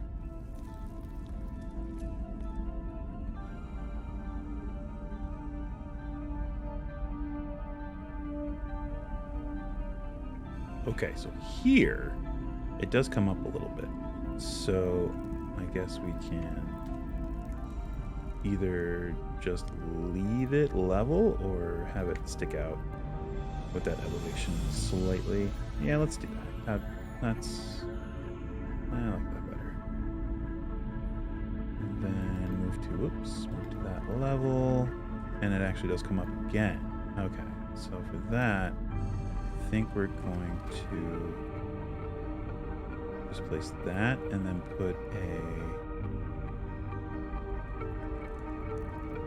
1 by 2 there at the next height.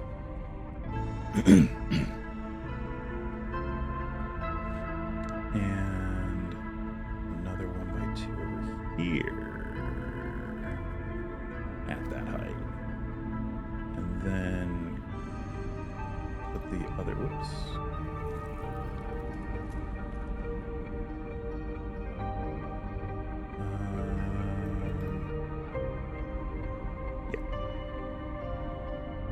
Have that come down.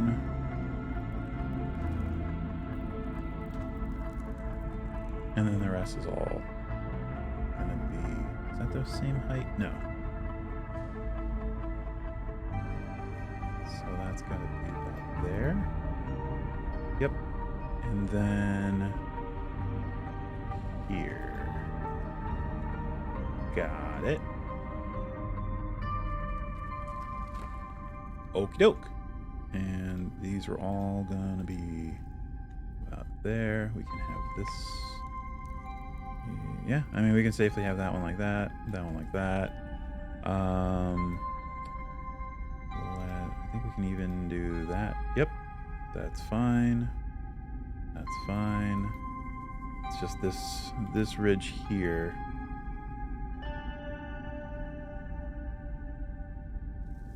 Just like that, and then level with everything else. Okay, cool. So at this point, the floor is basically making itself. I'm just putting the tiles down. It's already determined. I'm just highlighting it. I'm just making it visible. All right. Whoops. Whoa. What happened there? Some menu shenanigans. Okay, let me make this simple. Boom. Done. All right. So it does come back up, but I think for there we're fine. Actually, I can just do this, and we're still fine. And yeah, then we can just do boop, boop. Just do like that. There we go. So this is gonna go like that, and then I think this one we're gonna do like this. Oh, actually, no, we can't. It has to be there, or at the same level. The next one we can. If we want to come up a little bit, we can. There we go. And then come immediately back down. Right to there. There we go. And there. And okay.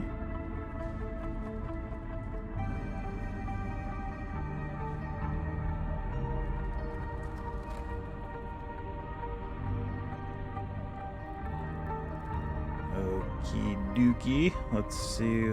Let's start from a different edge here. See if we can kind of meet in the middle. Guess we need one at that level, and then down half step, down half step, down half step, and we need the 1x2. Whoops. Is that okay like that? Oh, no, it is not. I came down too far there. There we go. That's what we wanted.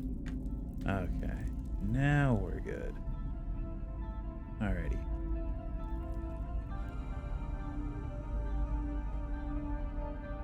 And let's see if we can do this on the diagonal.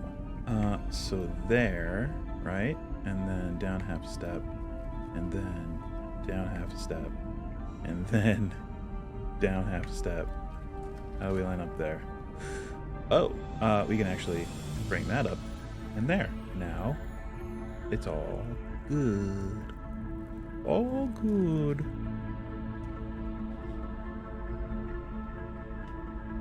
Alright. Let's try this on this diagonal. Let's see if we can down half a step. Down half a step. Down half a step. Down half a step. And down half a step. Does that line up, or is it? Oh, it is. It's perfectly lined up. There we go. Cool. Cool beans.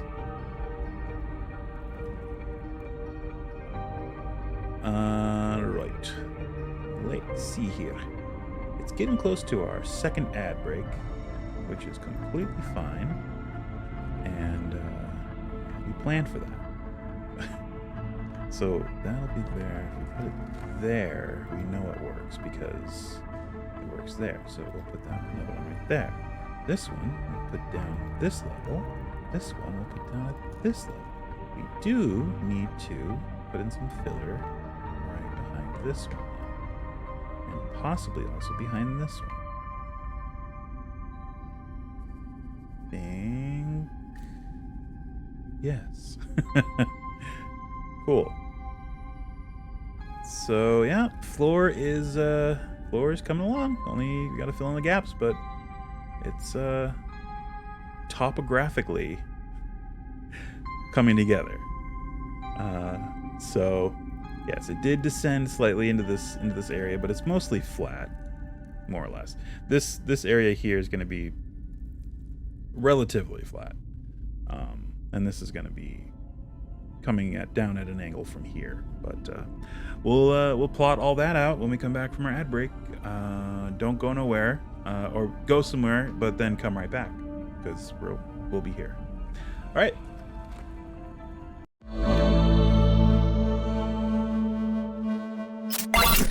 Hey, we are back.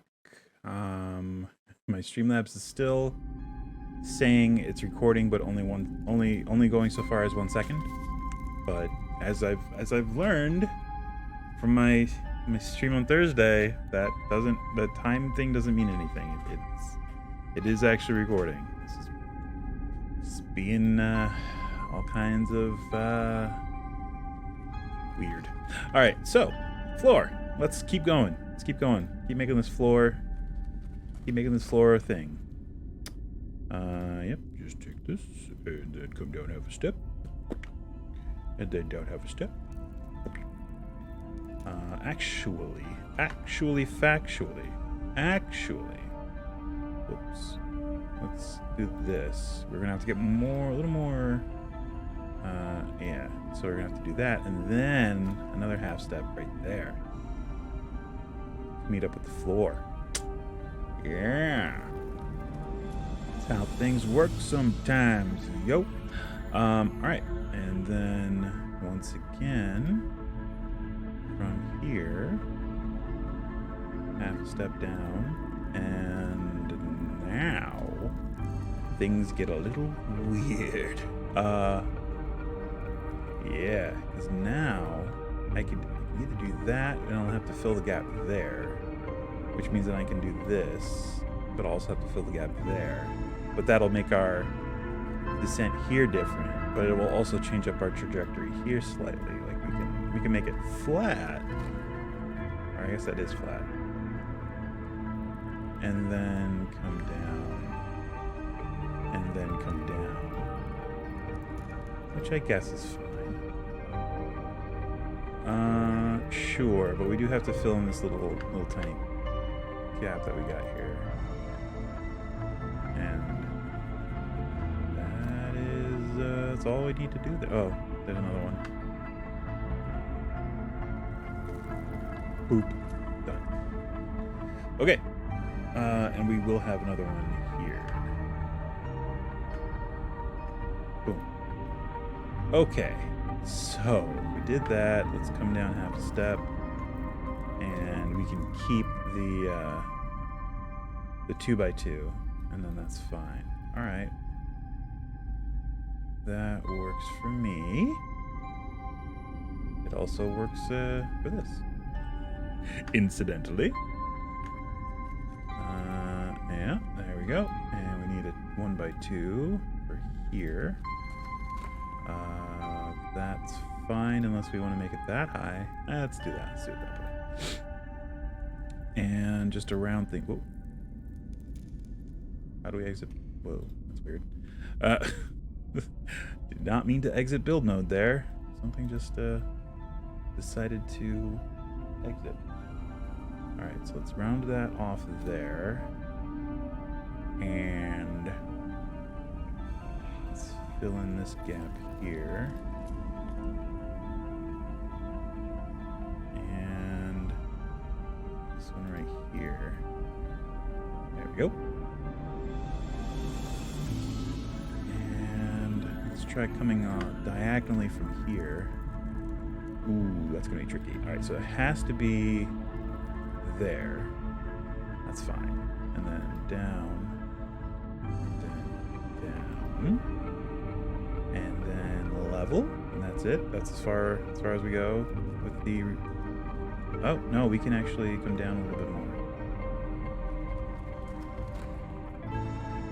But I think here... Yeah, we'll come down a little bit there. That's fine. Yeah, that's fine. And then just for a little extra thing, we'll make this one up slightly. Just in that spot.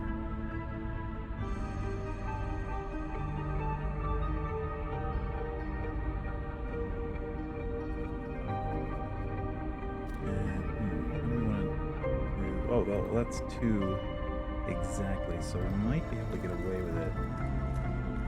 Depending... Oh! Nope, that's fine. And then... half step down, is that still... That's still fine. Cool.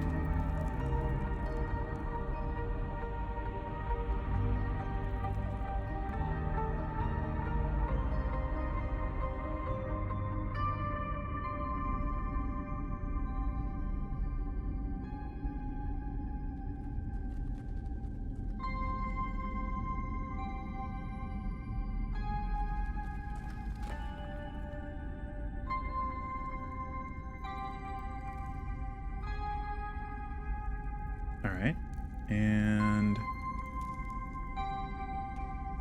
the last little bit, right? Yep, everything else is filled in. I think for this, we're just gonna try to make them as elevated as we can in this space. So, excuse me. Dry spot, dry spot. Ah, there we go. Hey, is our thing ready yet? Is it ready yet? Is it fixed? It's not fixed yet. Oh well. We're gonna keep checking. We're gonna keep checking. It's great that it's not working the day I have to stream. That's just the way, it's just the way it is. And we'll just do that, just to make it nice and complete. All right, there we go. That is the floor of the cavern. Let's go ahead and put our Minotaur buddy over here in his spot. This is his room. His apartment in the caves of chaos, or in the Minotaur caves. Oh, we have more sturges that we have to put down over here, which is fine. There are fire beetles over here, actually, and the closest thing to beetles we have in here are these weird aberrations. So there you go. Those are fire beetles. I mean, there's centipedes, spiders, scorpions, and there was one more, wasn't there? But no beetles. So it's the best we can do right now. All right. So the interior walls. So on this side of this, we have one that kind of sweeps down this way. So we have to maintain our 10-foot rule, which is kind of weird. Hey, Zavriel. Yes, dungeon building time. We are building the Caves of Chaos from the original dungeon module B2? B2, right? B2. As part of the Keep on the Borderlands adventure. Yeah, we were hoping to showcase some of the Hero Forge miniature integration. Whoops. But the Hero Forge integration thing is down right now. But you can still see the ones that we've imported. We still have some imports that we did. These are all minis that I made in Hero Forge. Yeah, currently it's down. You can't import. You can still use the minis that you've created. If you've already imported any, you can use them. But if you can't import any new ones currently, right now, I don't know when it's gonna be back up. They're working on it. But yeah, we're working off of the B2 module. We've already done the Keep on the Borderlands. That was our first stream. It was like I don't even know how many episodes. Oh yeah, hopefully it'll be up for tomorrow. Hopefully. Yeah. Yeah, my players, because I'm currently running my home campaign through TaleSpire, but I'm running it and then broadcasting it to my players over Discord. So if none of them have TaleSpire, so if they have like something that they want to use for their character, they're gonna have to somehow get the. I don't know if is there a feature on Hero Forge to share? I know there is a share feature, but I don't know if it's okay. So share. Let me see what here you can all see with me. Okay, so share. This is what comes up. So it's just an image. There's no sharing of. Yeah, you can screenshot it. You can share. You can make a new one, save it. Yeah. This is the female bugbear that we're waiting for. We made a male bugbear, and we imported it already. We're waiting to import our female bugbear. Oh well, we'll see. We'll see when that actually happens. Whoops. There we go. Cause yeah, I mean, there are female bugbears. Sure there are. Yeah, that's female. She's got. Wait, where is it?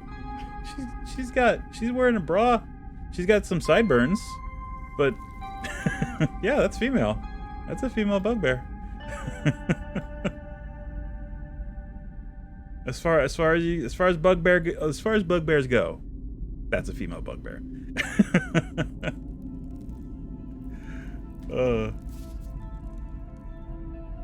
Okie doke. Oops. I keep doing that by accident. Whoops. And now I've done that. Wanted to click off build mode. Alright, there we go. Alright, we have our Minotaur layer outlined and floored. So that's good to go. We have this section already kind of mostly complete. But we have to do this same thing over here in this big new massive area that we've just created. So, looking at the map, we have to cram a couple of interior walls. I've been building my homebrew campaign into. Oh, nice. Yeah. I've been trying. Yeah, that's what I've been doing for my my home game, which is just Forgotten Realms. I've had to build. I built a dungeon in the Honorok Desert. I used quite a few assets from Tales Bazaar. I'll say that, but a good portion of the mines in the dungeon below, the terrain that I got off Tales Bazaar, that's my own build. So there's that, and I'm also trying to build a courtroom, an Eladrin courtroom, in the Moonshade Isles. Carador is the. Oops. If you're familiar with it, well, I'm just going to set this down because it was about to fall. Don't want that to break. Yeah, the Moonshade Isles. I forget what island it is. It's not Alaron. It's not Alaron. It's. Hold on. Now that I have access to my wall of stuff. Here we go. All right. Wait, is it on this one? I don't. Oh wait, maybe. I just saw the map. I just saw it. I don't know if 3rd edition is gonna have the right. Well, actually, it'll have pretty much exact information. Dang it! I flipped past it. Do I have it bookmarked and I'm just ignoring the bookmark? Oh, they're not labeled. Oh, there. Oh, but that's just the Central Faerun. It's not the Sword Coast. Useless. You're useless, 3rd edition. All right, let's. 5th edition have a? No, they don't they? Huh. Oh well. Mine's completely homebrewed, so I can't research any terrain. Oh, hey, yeah. I mean, all from your head, right? Yeah. There is one map that I built that was a homebrew city set in the Forgotten Realms that I did, and I have it up. Actually, I can show you right quick. Where is it? It is Dawn Castle. And it is a harbor town that's in a swamp, more or less. So most of the city is built on these piers, and it kind of stretches out in these docks out into the water. It's an old dwarven stronghold that was flooded, and they've used the basic foundation of the stronghold to kind of build up from there and make the actual, citadel. And then just building on piers and any rocky formations that they can, get at, like here. They, build heavier structures, but then on the lighter structure, on the piers, they build like little huts and houses and stuff like that. And there's a little guild house or mages guild here. Yeah, this took me a while. I actually started building it in pre-Chimera build, so Some of it was before we had the options of building off-grid and stuff like that. So some of it's out of date. Some of it's oh, and here's the prison. They can't build down, so the prisons are built up, and more or less like bird cages, more or less, with some hanging cages for particularly nasty folks. So yeah, this is all homebrew, all from my brain, my brains, and a little barge here in the water. So yeah, that was fun. Let me get back to my other board. Where is it? Where are you? Caves of Chaos. Alright, let's see here. We have to do the interior walls. That was a horrible Scottish accent. I'm so sorry.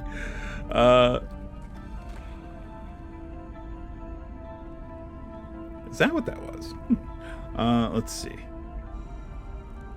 So, going from the map and adhering to our 10-foot rule, where we have to leave 10 feet between the wall. Actually, I think we can get away with doing it like this.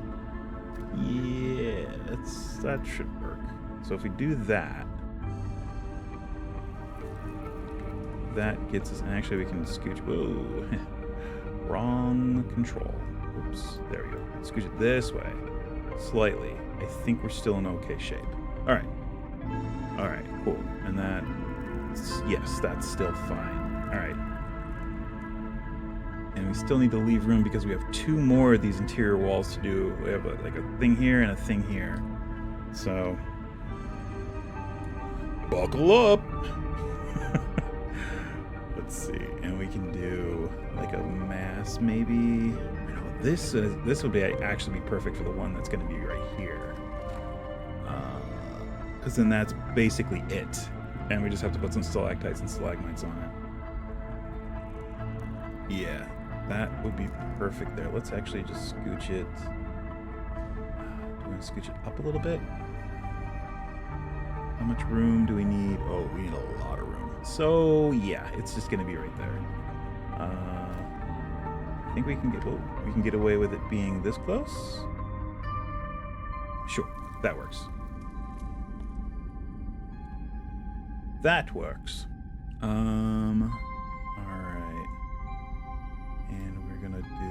A couple more stalagmites, and I think we're gonna dip into the actual library. Oop. For nature cavern, and do some of these.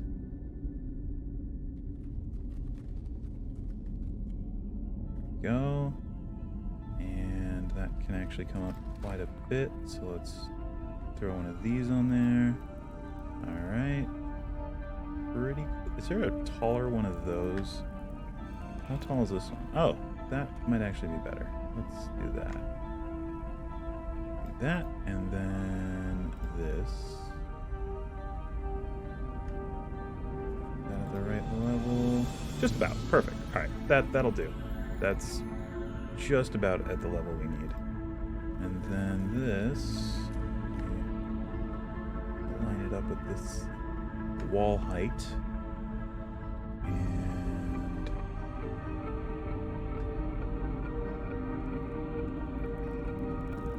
do a couple of these, and a couple smaller ones.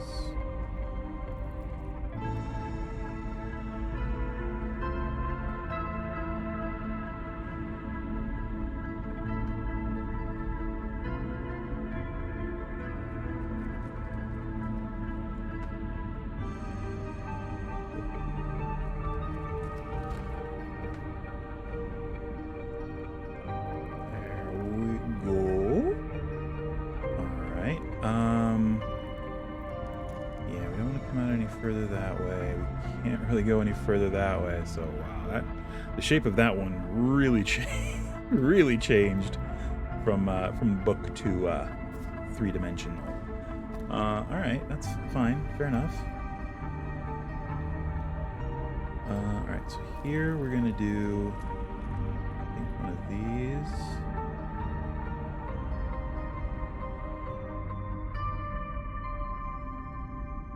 About there, I guess. Yeah, that works. And is this gonna be tall enough? It might be. That's good enough.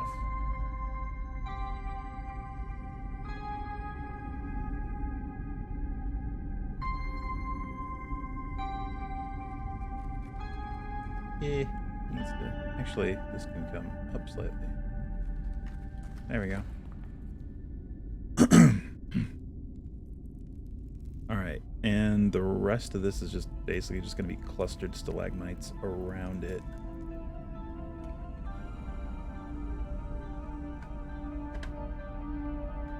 Because there's going to be yet another interior partition wall thing very close to it. And I guess we do one over on this side too. Just kind of like this. And then a smaller one over here. Where's the small? There he is. A couple of the small ones over here.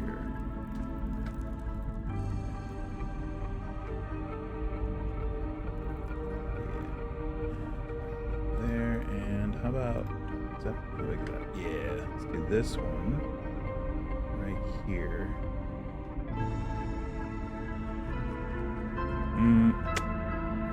Can't. That violates our 10-foot rule. So yeah, he's got to move through there. So we got to rotate these. Hold on. So this has to come over here.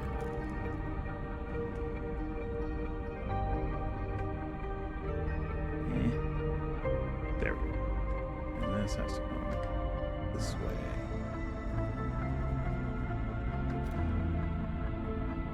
Actually line up with the floor.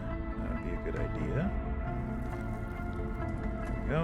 And make sure that this one is also lining up with the floor as much as it can.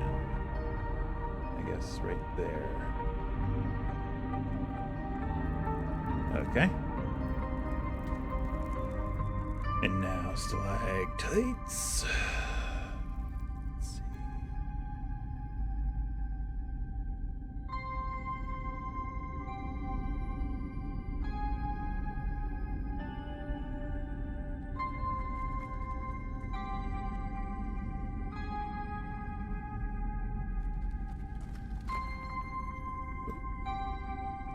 Oh, that's fine. And one there. There, and then we'll use the long pointy.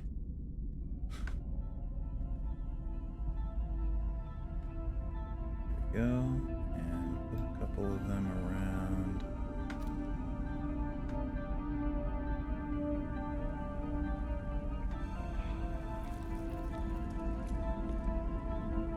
And this guy.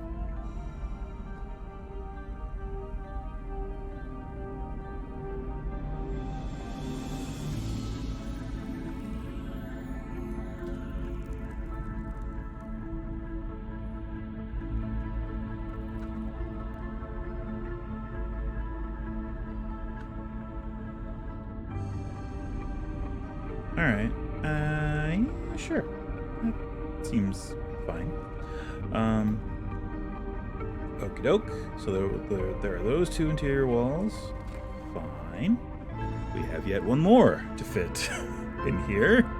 And let's see. It's gotta fit. Well, actually, yeah, it's gotta fit in here. So like these four squares right here is essentially what it's going to be. But it's got to be 10 feet from here and 10 feet from these walls. So, and then there's another one that we have to put in that's going to like swoop. It's a huge one that sweeps around this way. So, yeah, lots of this going on. fine. That's fine. Okay.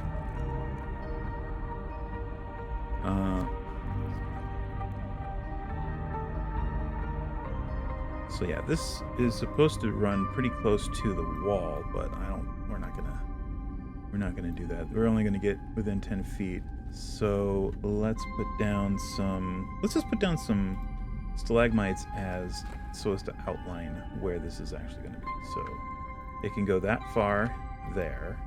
It can go this far here. Right up there. Okay, cool. That's fine.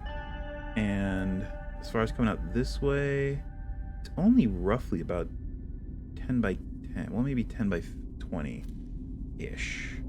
So we can come up to about here. And then I would say if we're doing 10 by 20, I would say I don't want to get too far out on the right because we have that other mass to do. Massive stalagmites. Massive stalags. Alright, that looks pretty good. And we'll just do a couple of these in here.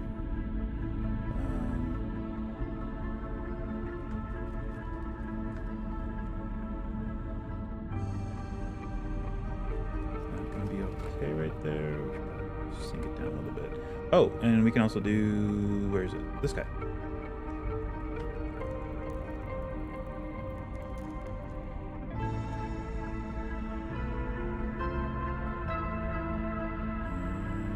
Let's do these.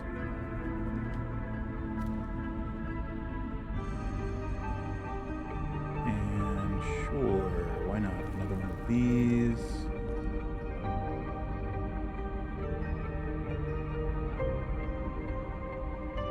Okay. All right.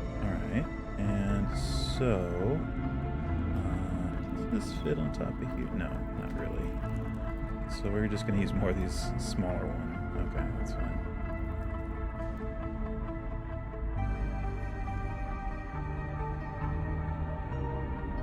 So I mentioned on Thursday the trouble I was having with my PC controller for that I was using for Elden Ring, that I had been using for Skyrim and had been giving me no issues whatsoever. So it's definitely Elden Ring. I don't know what it is about it. It just does not like it.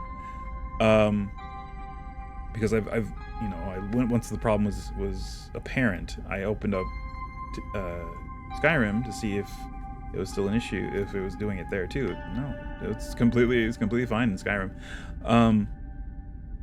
But I started using, because of that, I started using the Steam controller that I got with the Steam Link that my wife got me for Christmas years back. And it was working fine. It took a little bit for me to get used to the trackpad D-pad. The D-pad is also a trackpad, which is weird.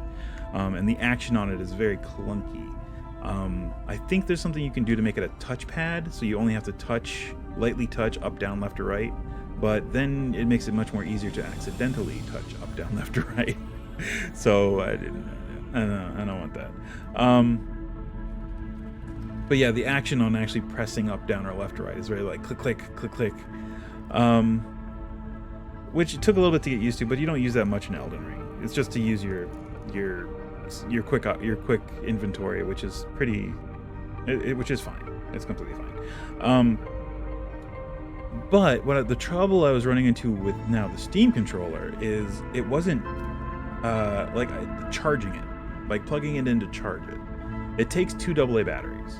So right there you think, oh, I don't really have to charge it. I just need to plug it in for like maintenance or whatever. But I thought if I put like rechargeable batteries in it, which I had, it would just recharge the rechargeable batteries, but apparently not. And apparently it was making some weird, doing some weird stuff, and causing some issues, because it would when I tried to turn it on after taking it off the unplugging it essentially, I would turn it on and it would immediately turn back off. Like the batteries weren't good, and I tried swapping out the batteries for brand new batteries, and it would keep doing that. So that was a huge problem. And so I basically did like a recovery on it through Steam, through like the Steam app, and it basically reset it. So now and it's working fine now. I turn it on, it's on, and it runs, and it's fine. And I tried to look online to see if I can find any like manuals for the Steam controller, specifically for charging it or whatever, because there is a micro USB thing on it. But I think that's only for like downloading firmware onto it. And this is the fun part, when I try to plug it in to download the firmware, it doesn't recognize that it's there. Steam doesn't recognize that it's plugged in. So I don't know what to do what to do about that. I'm just glad that it's working again for basic using it to play a game. There is a firmware update that I need to do on it, but I can't do it because it won't recognize it being plugged in. So that's fun.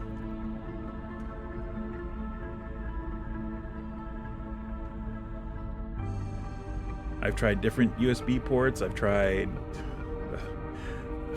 anything I could think of, and it just won't do it. Oh, here, we can just use these for this bit here. And just kind of do that, and then sync this one maybe up a bit more.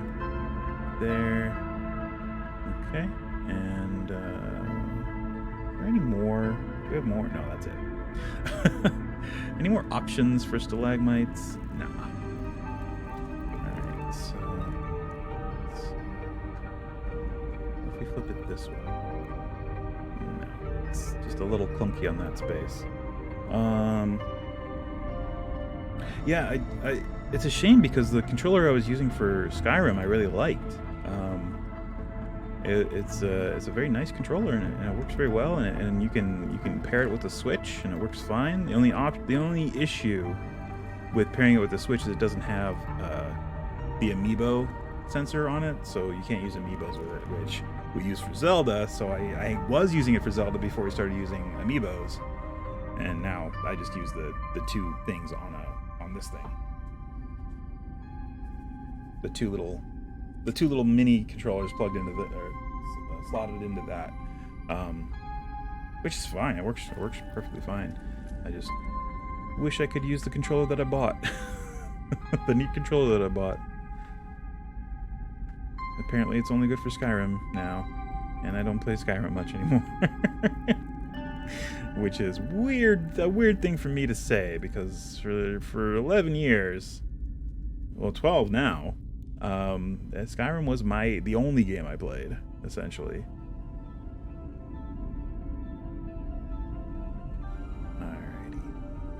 Alright. I think that one's fine. Alrighty, cool. So we have these quasi walls that are, should impede the PCs. Sure, smaller ones can squeeze through. They really want to. But they are going to get kind of, slippery and wet because water is trickling down these things. That's the nature of, unless they're old formations, but if they're still forming, then they're going to be a little slick, and they are still forming.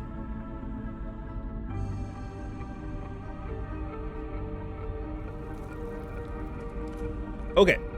And that this does follow our 10-foot rule.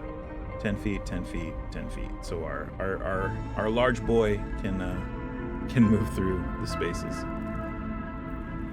Okie dokie. So that is yet another formation to throw in here. This one looks so different than it is in the book. It's very elongated on the map. It's kind of like this shape almost. The negative space between my fingers. Kind of like that. But it's just like all scrunched up now. Yeah, It is what it is. Never makes my stakes. Never makes your stakes. So you're creating a map based on a module? Yes, we are doing the module B2, Keep on the Borderlands / Caves of Chaos. We are doing the Caves of Chaos portion. We previously did Keep on the Borderlands. That is done and done. And it is up on... oh yeah, this is the old school... This is the original old school cover with the goblins fighting the party, and it's got the nice blue map in there. Oh, you have that? Nice. Yeah, it's a neat little module. It's very dated. I'm 43 and Brothers 49. Yeah, I am 4D 40. So yeah, I never got to play this or run it, but this is I'm translating it into a new medium so as to be able to run it or play it.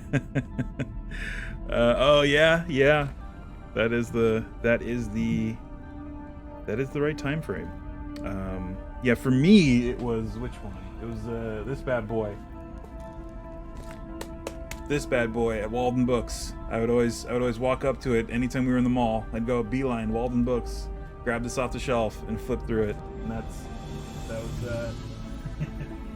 that was my introduction into Dungeons and Dragons.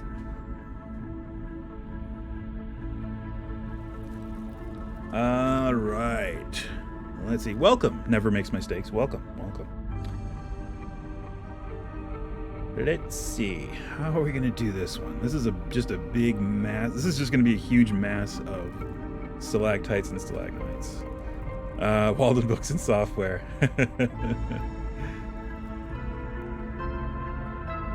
Yeah, I don't think that Walden Books in the mall back home, I don't think that's even there anymore. I don't think is Walden Books even a thing anymore? I know Barnes & Noble was pretty much the one holdout, because oh my god, I'm even blanking on the one that was like their only contender at the time. There was Barnes & Noble and there was Borders. The Noble down the road. Yeah. There's Borders, and then there was Barnes & Noble. There's no more Borders. Borders is gone. And B. Dalton, and then there's Barnes & Noble. I don't know if B. Dalton's still a thing. I know Borders is just gone. I don't know about Walden Books either. I mean, seeing the trend, I'm assuming that the only one that's holding out is Barnes & Noble. Let's see. All right, so this kind of whips down this way. Let's see. So we want to maintain the 10-foot, our 10-foot rule. So keeping it 10 feet from each other and 10 feet from the walls. So there, and then if we flip it this way, we can kind of make it snake its way back around. Right there. Okay. So that's the tail end of that one. And there, okay, so it's 10 feet, 10 feet, 10 feet. So far, so good. We can actually come out a little bit further. Well, maybe not much. So let me grab a little thing. Just a little thing of stalagmites. Go right down there. Oop, done. And then it just goes into this big mass of big, huge mass. Let's see. So, 10 feet. And I gotta again kind of keep reining in a little bit, because we have yet 3 more interior walls to do. In this, somewhat in this section. So it's gonna be close quarters. So have you used TaleSpire to actually play that much? A little bit, yeah. I ran a game for a group and we streamed it a little while ago. Like it was maybe 2 or 3 years ago at this point, maybe. Was it that long ago? I don't even know. But I ran an old module, an old 2nd edition module. Haha! Destiny of Kings. So all the maps from this I did in TaleSpire, and that was fun just to see, because this is an old favorite, and I basically translated it to 5e and ran it and had all the maps in 3D, and they're still up here, and I've been meaning to throw them up on Tales Bazaar. But they're old. They're pre-Chimera builds, so a lot of it's like off, all restricted to the grid, and a lot of it was, the best option I had at the time to make what I needed to make. But I might just throw them up to throw them up. Just like, yeah, here, Destiny of Kings. It's all the maps from Destiny of Kings. Have at it. Have fun. You can update them if you want. I don't have the time. Oh, you know what? Let's do this. Let's do these, because this is a big mass of rock. So we're gonna actually use. Okay, let me get rid of these. Whoa! Let me reverse that. Let's get rid of this. Pick this up. Put it there. There we go. And then use this one. I think that's fine. In fear of starting a 5e versus whatever, do you like 5e versus older versions of DD? I like 5e. I think it's great. I ran 4th edition for a long time, longer than I should have, as you can see here. There's another shelf over here with more 4th edition stuff, but this is 4th edition. There's more 4th edition over here. I ran it for longer than I should have, but my players were very much ingrained, and they wanted to stick with 4, which is fine. And we stuck with it as long as we could until Wizards removed the online support for 4th edition. At which point I was like, hey, guess what, everyone? We're playing 5th edition. So I had to convert everyone's character, which was a pain in the butt. I didn't convert everyone's character. I had to convert a couple people's character because they were like, "Can you do it for me? I don't even know where to start." So, so I did it for a couple of my players, and a couple of my players were like, "Oh, I got it. I can convert it." But yeah, and it's the thing that I ran into when I went from 3.5 to 4. We had a campaign, and 3 and 4 came out, and I held out for a little bit, and I didn't want to run 4th edition, and then it came to the point where I was like, all right, now I gotta kind of just run it, and I converted most of the players' characters, because at the time, again, they were like, can you do it? I wouldn't know where to start, and they didn't know what to do. Like, it's a whole new character sheet, a whole new character essentially. You can try and convert it as close as you can, but you definitely lose at least a little bit in the translation. And when from 3.5 to 4, it was like night and day. It was like, what is this thing? This is not the character I had. So, and that was essentially the death of that campaign. I mean, I chalk it up to that. Ultimately, my decision to run 4th edition killed that campaign. Yeah, it definitely feels weird. Which is sad, because it was fun, and it had what it took, I think, to potentially go the distance. It had the potential. And I was running the old 3.5, actually. Right here. We were right in the middle of this, and the campaign died. And I know it's backwards on the thing. Cormier. And I had plans to run the whole. I have them all. I have Cormier through Honorok, and I was gonna run them all, but nope, that didn't happen.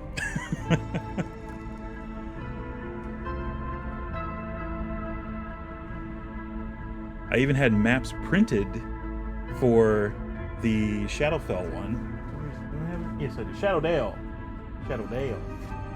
This one. Where they go to the Plane of Shadow. Was it in this one? Or was that Cormier? Oh no, that was still Cormier. Where they go to the, yeah. I saw it posted. I saw it posted in here. I was doing prep. Yep, there's posted. decades-old post-it in there. Just made my first 5e cleric and was so confused, wanted to choose my deity and all my other stuff I would usually choose and plan out what I was going to do, but no. Yeah, it's weird. Like, you just kind of build it, and then all that stuff's like after the fact. Because you have channel divinity, so there is some decision based on, you know, the type of dogma that your character follows. There's a little bit of decision making there, but all in all, it's mostly. Oh, I can't do that. That has to be right there. All in all, it does feel different. It's much different than it was in the past. Maybe I just do. Do I just do this again? Let me get rid of that. Do this, and then this. Okay, and then copy that and do this. Sure, that works. that kind of works. That sort of kind of works. And then we just need a connecting wall. No problem. Just throw Just throw that there. Oops, it's doing a thing again. There we go. All right. Yeah, this one is much more of a wall. This is an actual wall. Let's see. Here we go.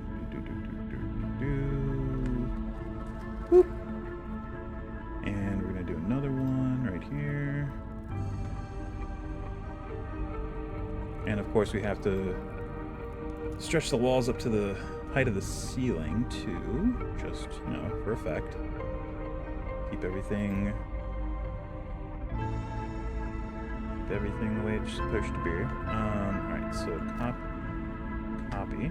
Whoops, wrong thing. Nope, no copy, then we want this. There we go. And just right there. Nope, up a little bit. Up a little bit more.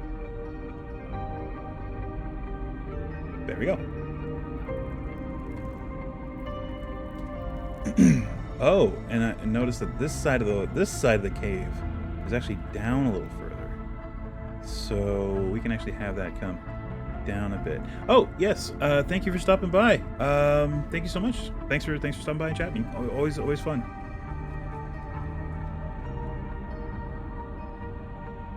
Let's see.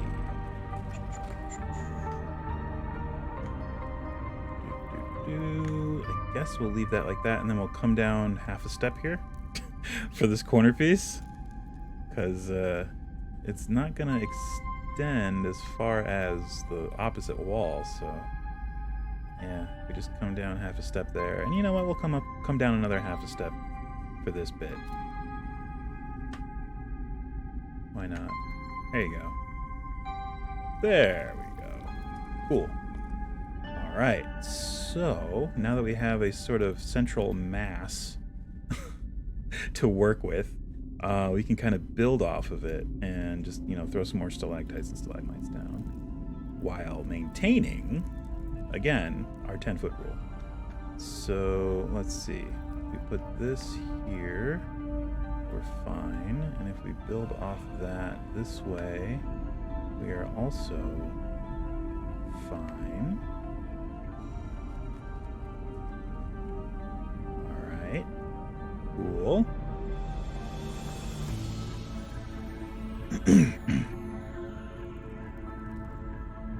And let's see. Let's throw some of these in. Coming down off the ceiling. Down a bit. There we go. Then this. And then a couple over here. Oop. This way. There we go. And then rotate it. There we go. And then smaller one.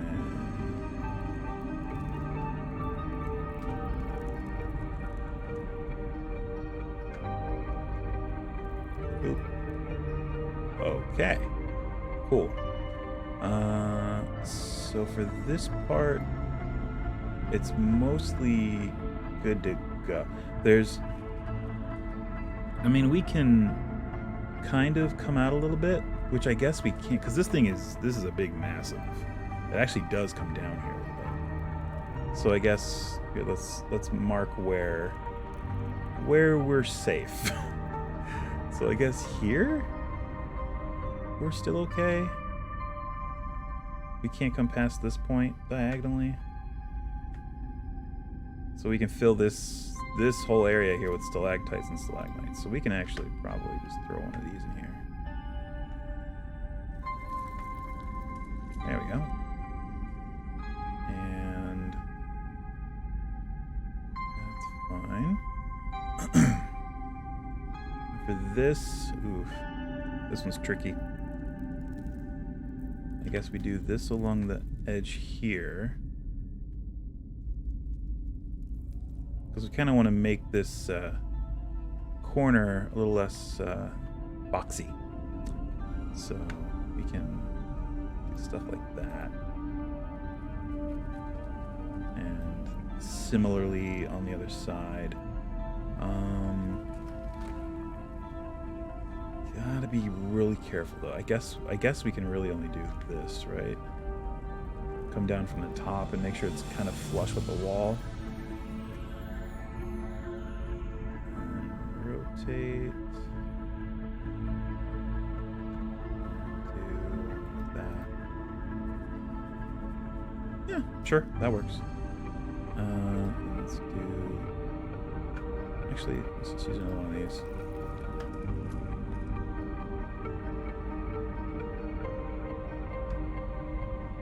Yeah, pop out a little bit there. There we go. Okie dokie. Let's see.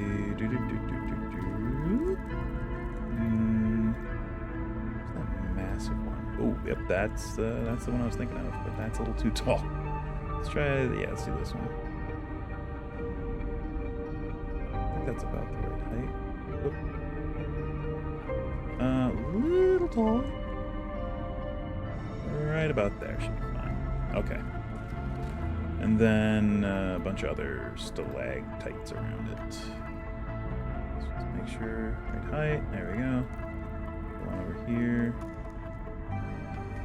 One over here. A little bit. One over here.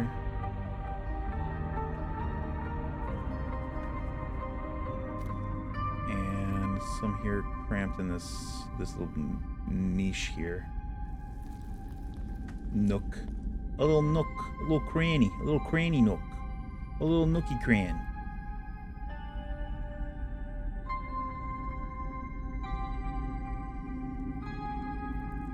There we go. Kind of. I guess we need to kind of fill this with stalagmites. More or less. Yeah, like that. There we go. That's what I need. More uppies. More uppies to go with the downies.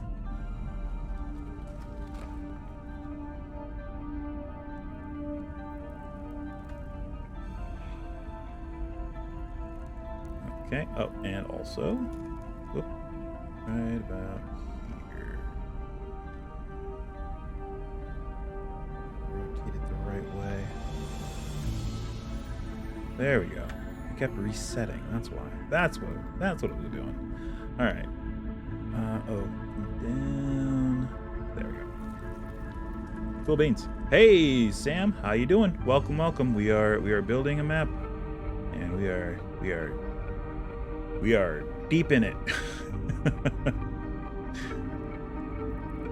Oh, I know what we can do. Let's just do another big bunch of these. Big bunch of these. Right here. There we go. Catching up on anime and shows today. Oh, nice. Sounds good. Any animes you particularly like? I don't watch many. There are a couple that I watch that I found and like, but aside from that, I don't follow too many. And there's only one manga that I read.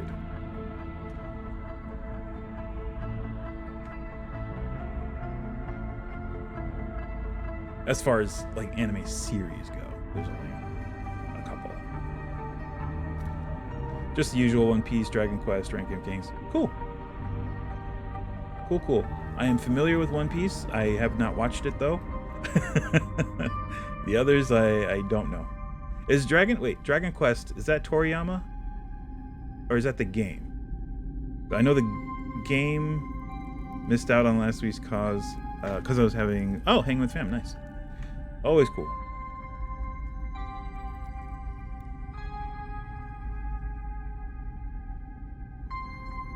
Dragon Quest is anime based on the games. Kinda. Oh, okay. So yeah, the games I know is Toriyama. And he did Dragon Ball Z and Chrono Trigger. The game. So I've limited anime knowledge, but that I know. All right. It looks like. Oh yeah, definitely Dragon Ball animated. Oh, cool. Gotcha. Let me scooch this over this way. There we go. Most parts they did use 3D a few times. Okay, gotcha. Like a cell shading kind of 3D kind of thing, which I have mixed feelings about cell shading. If it's done well, I like it. Like with Beyond the Spider-Verse, the movie. That's an example to me of very good cell shading. Or more recently, the what was it? Oh, it was a Netflix series animated. Can't remember the name of it. They just did an animated series on Netflix. Popular video game franchise. Can't remember the name of it, but that's also very good cell shading, in my opinion. But in fights, it seems to be like laggy. Oh, oof. Like clunky. Like the movements are very I felt that way with what was it, the team that did Airbender, the one they did for Netflix, was it Dragon Prince or something like that? I couldn't get into it. Oh wow, 24 FPS. Ugh. Yeah, like the Dragon Prince thing on Netflix, I couldn't get into it. It just wasn't. It just the cell shading was bad. It was bad. Anyway, we'll talk more about stuff like that after this quick little ad break. Don't go anywhere. And as I said earlier, if you do have to go somewhere, go, but then come right back. Bye.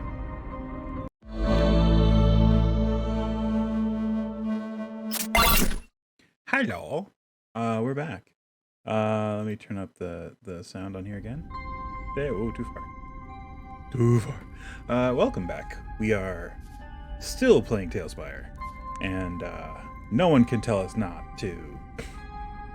So looking at the shape of this interior partition thing, we're actually sticking fairly close to it.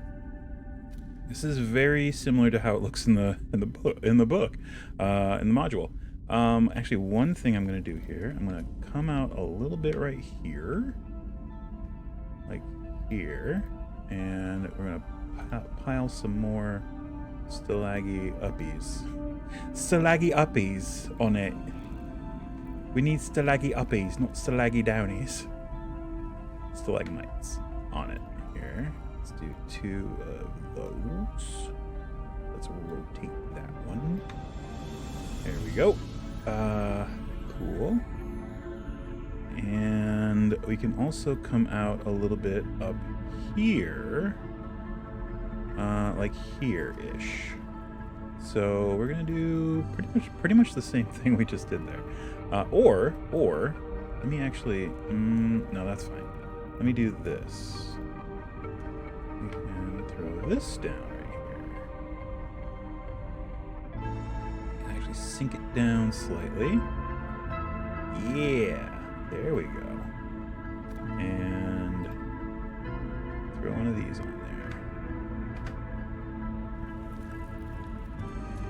Boop. Cool. And let's do another small one right here.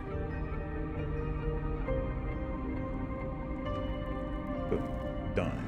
Donezo. And I guess we can do a couple of these.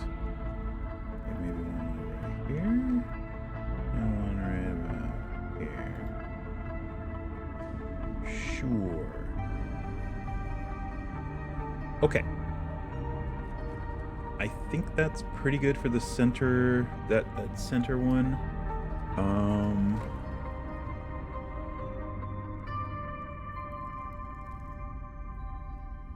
Yeah. We still have... There's one that we have to fit in here. Somewhat. Somehow. So, and it's the shape of it's going to be much different, much different than it is in the book. How many do we have? We have 5 up there. So that's those 5. 1, 2, 3, 4, 5. Yeah. Okay.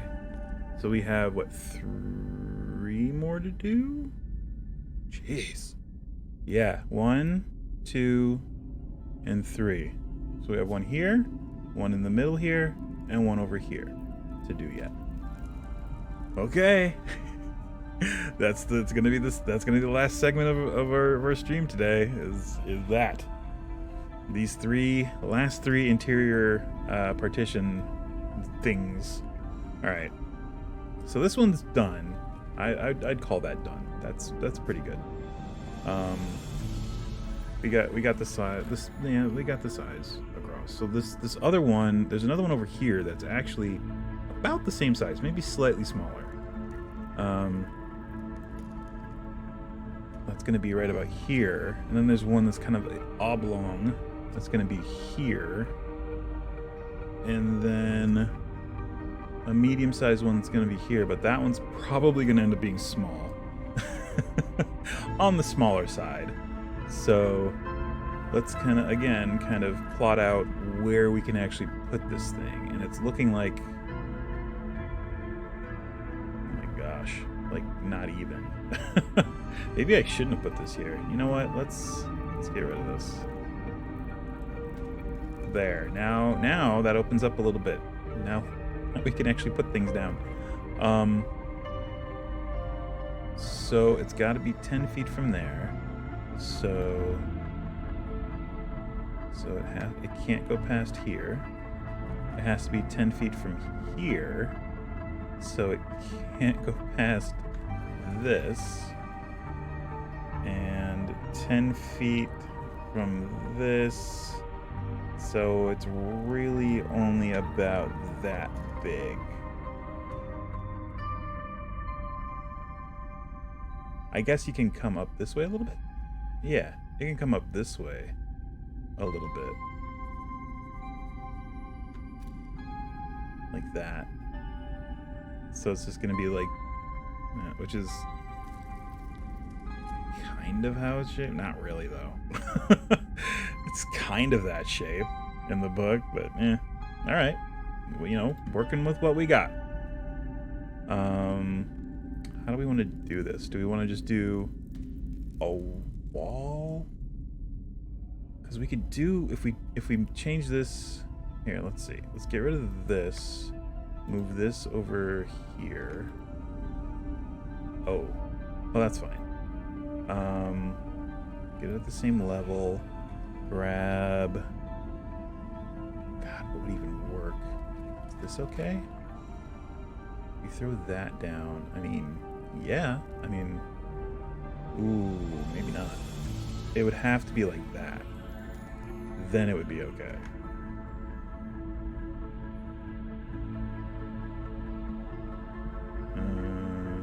Oh, come down half step. There we go. Okay.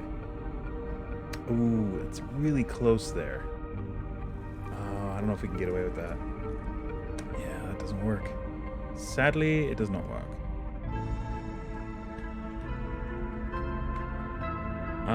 How about this one? Can we get away with this one? We rotate it like that? Really? What if we rotate it like that? No, because then it runs into the other thing. Alright, so we can't use the big walls. Let's just accept that fact. So we're gonna have to go with this. This is as good as we're gonna get. We're gonna just link up, connect the dots with stalagmites. That's the game. And then down here. Okay. Yeah, I mean, just a big mass of stalagmites is what it's got to be.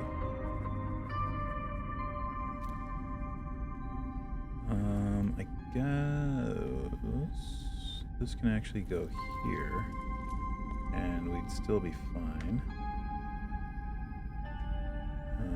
We can put in one of these.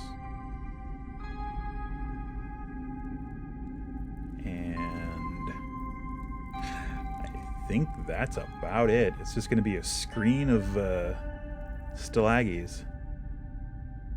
Stalaggy uppies and stalaggy downies. Alright. Sure.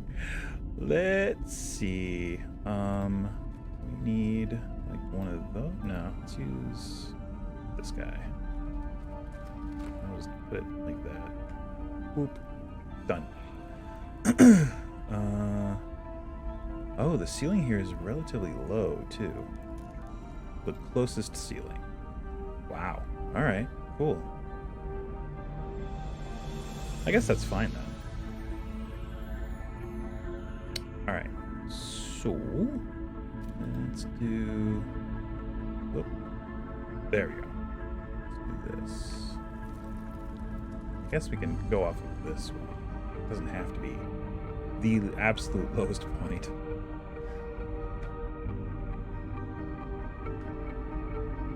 Yeah, I mean, this is just going to be just a screen of rock.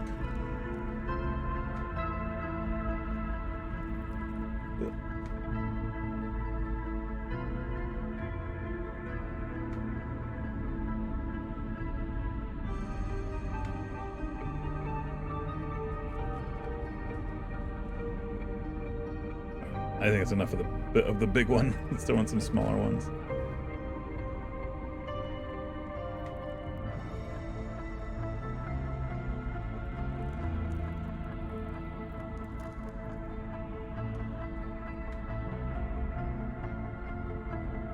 I guess just like that. And then a couple of these.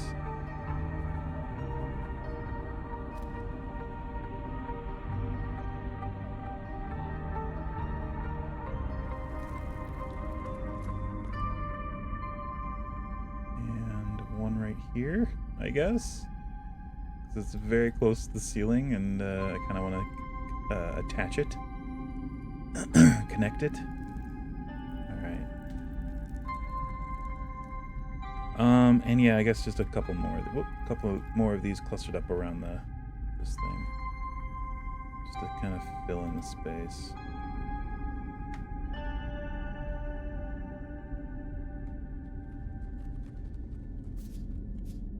Okay, that I think is fine.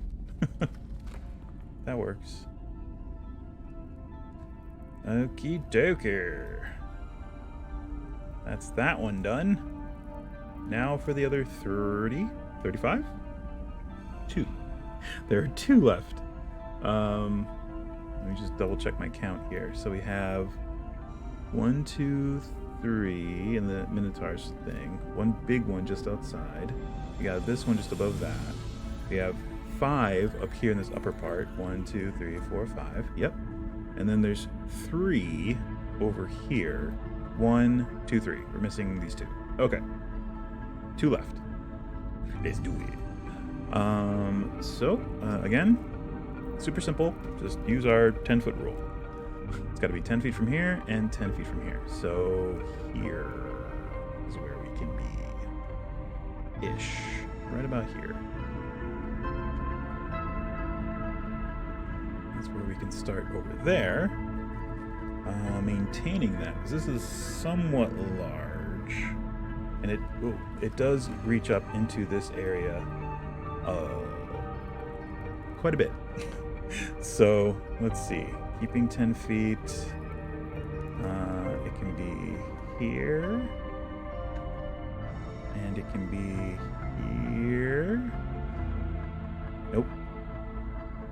It can be here. Here? Here. Right? No.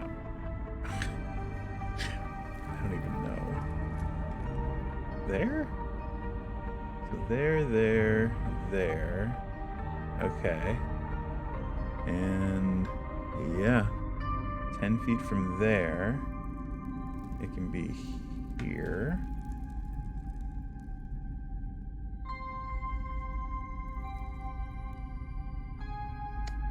And wow, this actually is a pretty sizable thing.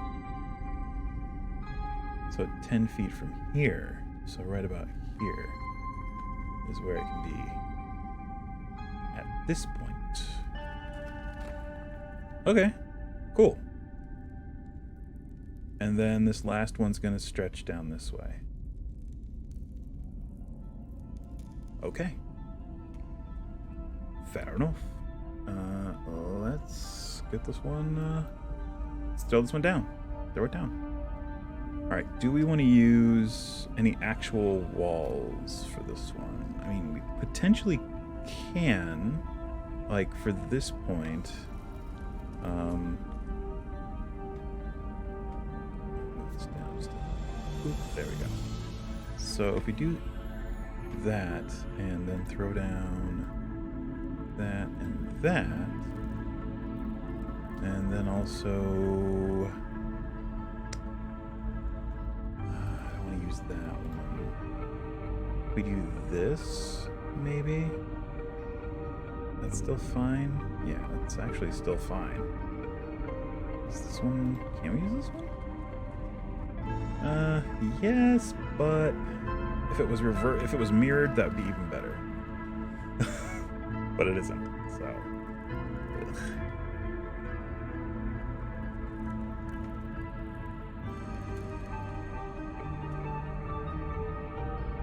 Alright, I guess that'll do. And we'll just throw one of these on here too. Ooh. Let's see how tall we can make this. Make it this tall.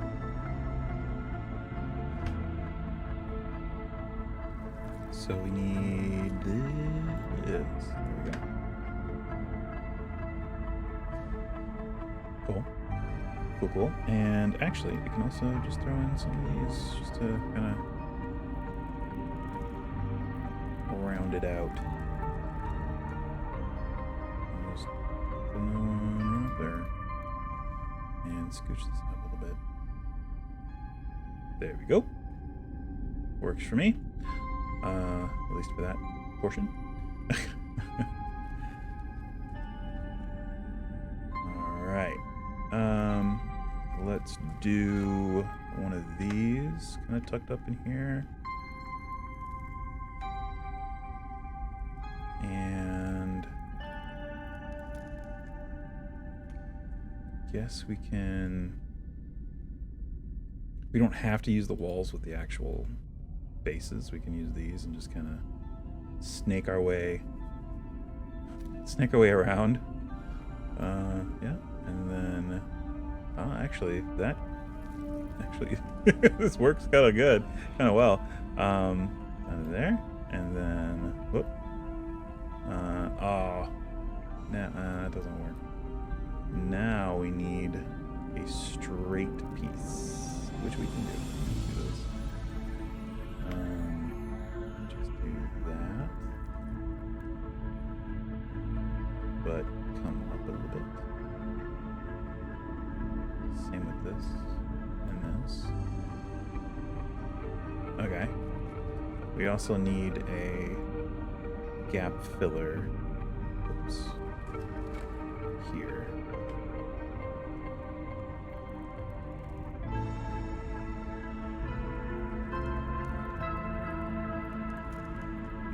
Okay, sure. Is this at the same height? Okay, so that can actually... Wow, that's actually very close as is to the height. So we just need to copy it and just overlay it just ever so slightly. There it is. Cool. Alright. And then from there, we can come down like this. I guess like that, right? Yeah. There you go.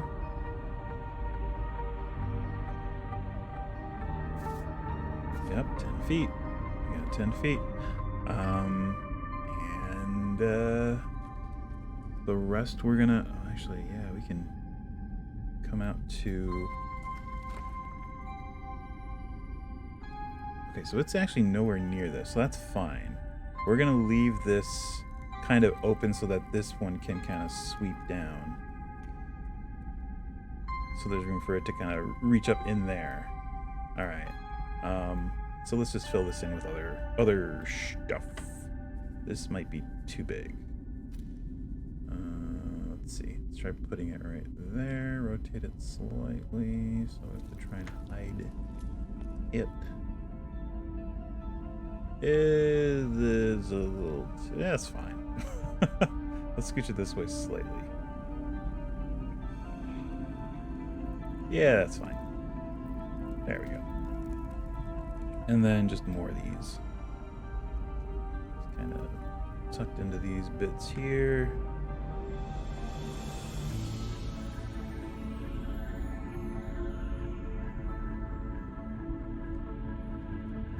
And we can actually cover that with one of these if we want to, which I think we should.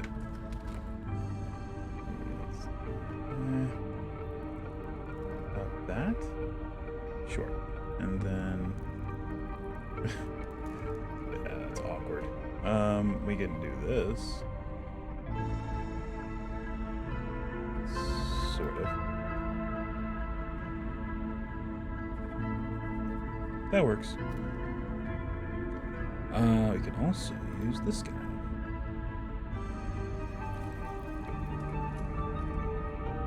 Okay.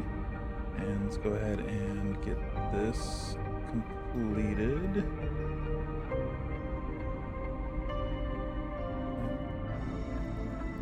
Whoop.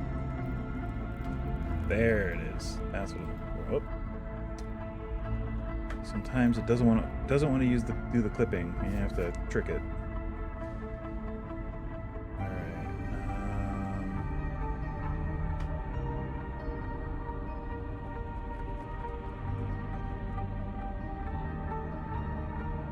Oh, I guess this would start to come up, wouldn't it?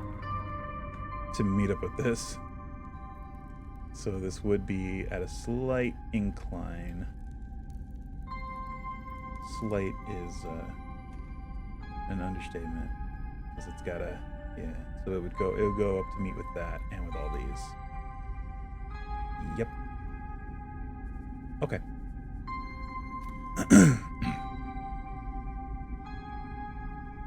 Let's go. Can we do another? Let's do another step. I feel like it would be a bit of an incline here. Okay, that feels a little better. And we gotta throw another. Do we have a gap filler there? We don't. All right. Grab the gap filler. Where are you? There you are. Oh boy. Sorry for yawning. I am a little tired.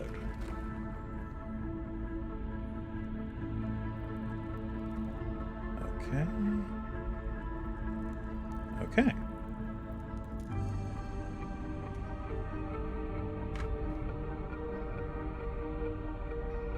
That works. Still got 10 feet here. Pretty much, more or less. It's very... Yeah, we're fine. Oh, I'm seeing a little bit of an issue here.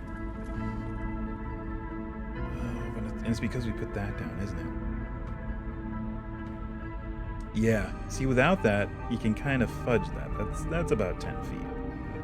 But once you add that gap filler, it becomes an issue. So we're gonna, well, we can work around it. We can fill it with, we can use stalactites, pointy downies. I can just do that and a little this.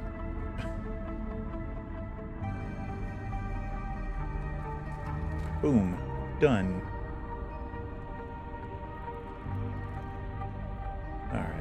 I'd say that's still fine there, and that's cool, and that's 10 feet.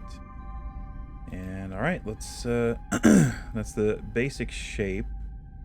We can probably get away with another one of these over here. Where is it? There it is. Yeah, just throw another one of those down. That works. All right. And now all the pointy uppies and downies. All of them.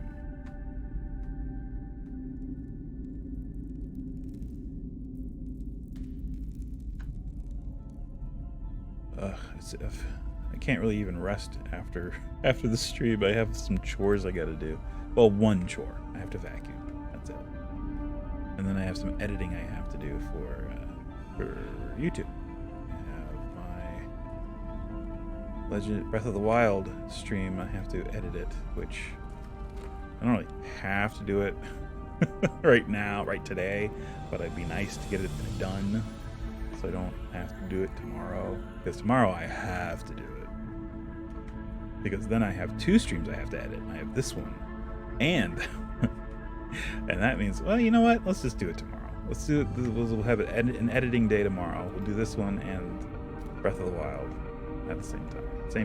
So that way I'll be in the mood to do it, and it'll be I'll just do it, and it'll be done. I'm considering doing like abridged, because what I do right now for my Breath of the Wild streams is it's essentially the entire stream, but like the ad breaks are cut out, and there's an intro added and an outro added. And I do edits on, like, the commentary edits on certain points. Not really commentary, but meme edits at certain points in the game of the playthrough. And I'm considering just condensing it down to like an abridged version where it's just the high points, and I don't know, maybe the high points and I don't know, because what I was trying to, I don't know, I as part of editing, I've been bookmarking every shrine, so you can just go right to them if you're looking for kind of a walkthrough, but it's not really a walkthrough. It's just me talking about random stuff and playing the game. So yeah, I mean, just in case someone's like, whoa, how did he do this part? Well, it's bookmarked. There's the shrine. It's bookmarked. You can go right to it. So I don't know. They don't get any views, so no one. If anyone is doing that, it's unlikely. If anyone is watching, it's unlikely that they're watching for that purpose.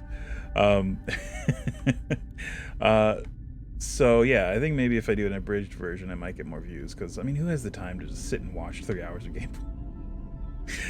I mean, seriously. Unless it's really something compelling and awesome, which I mean, it's not.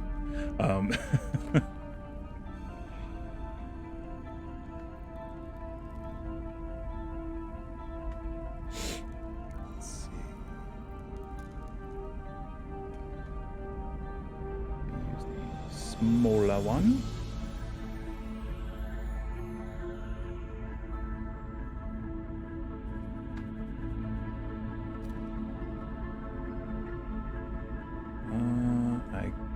Yeah, I guess we're doing that. We can do that.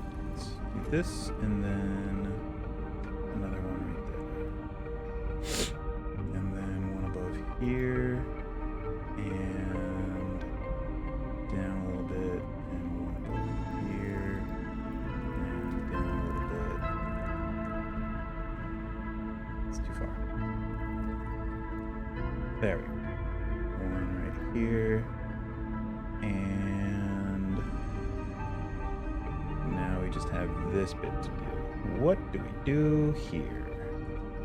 Do we do this? We can do this. And one of these.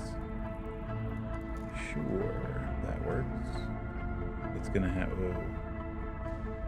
alright, maybe instead of that, we do this. Whoa! That's a whole lot of stalagmite. How about this one?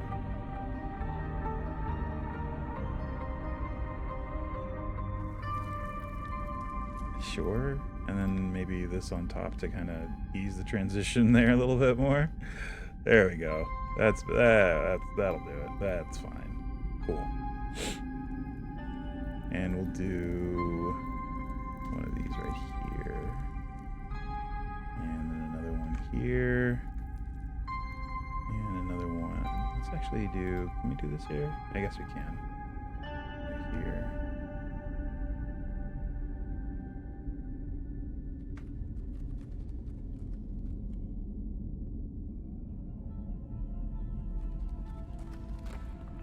Okay. I think that one is pretty much set.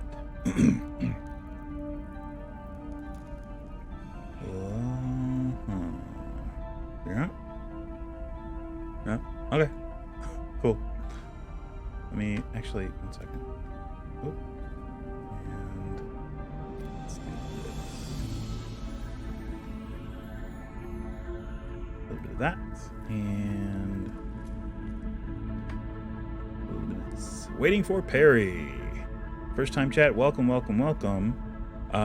Looking for a new map making thing for my players in a Pathfinder game I run.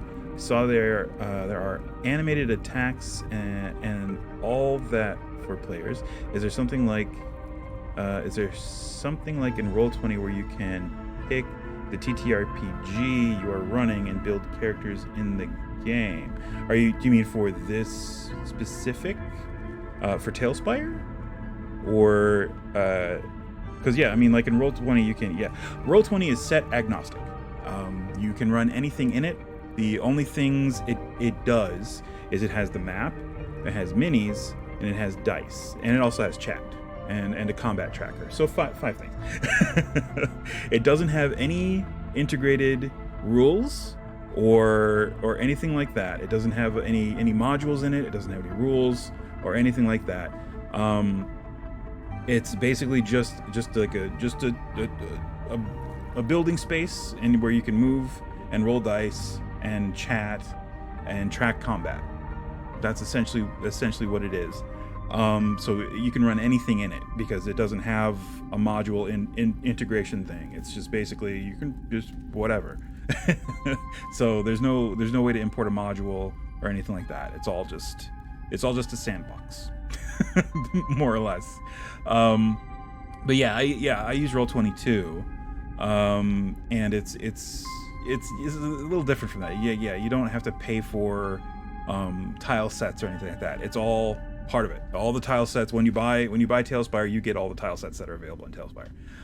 So they have to have a character sheet elsewhere. Yes, basically like D&D Beyond. If you have your character sheet, if you're using 5e, but you're in TaleSpire. Oh, you're a Pathfinder. That's right. You would need the character sheet up in something else, and basically you would just roll in here and add your modifiers from your character sheet, and, like you would at a normal table. Have your sheet up in front of you, roll the dice here, and yeah. So yeah, and the DM would have to have all the module stuff up in another window, of course. Yeah, and you can move your token around. Yeah, let me get out of build mode. Boop. Here is the token that we made recently. We made this in Hero Forge and imported it into TaleSpire, and this is our Dragonborn rogue, Wades and Shadows, who's just skulking around. And I can enable the torch, and I can turn the darkness to dark. So now he's actually in the cave. And the players can't see what's hiding around every little corner. So it's actually kind of creepy. Do you have to pay for the 3D model? Yes. So you buy the 3D digital version of the model you make in Hero Forge. It's $8 per mini, which is, it is what it is. It's not bad for a custom. If you're looking for just a custom PC mini, it's perfect because it's if you're looking to buy like a bunch of stuff for like custom monsters and stuff, then it gets a little, for GMs it gets a little, I wouldn't do that. I would just use what's in TaleSpire already, because they have a bunch of assets in here already. For monsters, they have aberrations, beasts. They just added angels. There's some dragon folk and stuff like that. And do all players have to buy it to play it, or can? Oh, thank you for the follow. Can they move their tokens? Yes, they would all have to have a copy of TaleSpire open up in their computer in order to move their own tokens. Alternatively, you as a GM can just have a copy of it, and if you are a garrulous and generous GM, you can pay to have all of their tokens made in Hero Forge if you want to, or you can use, as I said, you can use whatever existing minis are in TaleSpire for their PC tokens, and broadcast it to them through Discord, which I find is which I'm doing for my homebrew campaign, or my home campaign. I haven't bought the minis. I'm using whatever's in TaleSpire for that. But there are a couple things there you have to be careful what you show them, because they're seeing what you see. So if you go to a part of the map that they haven't been to yet, you're going to give a little bit away. So that's another option. So not everyone has to. And I lost connection with. And I might have disconnected from here too. Yep. That right on schedule. Thanks.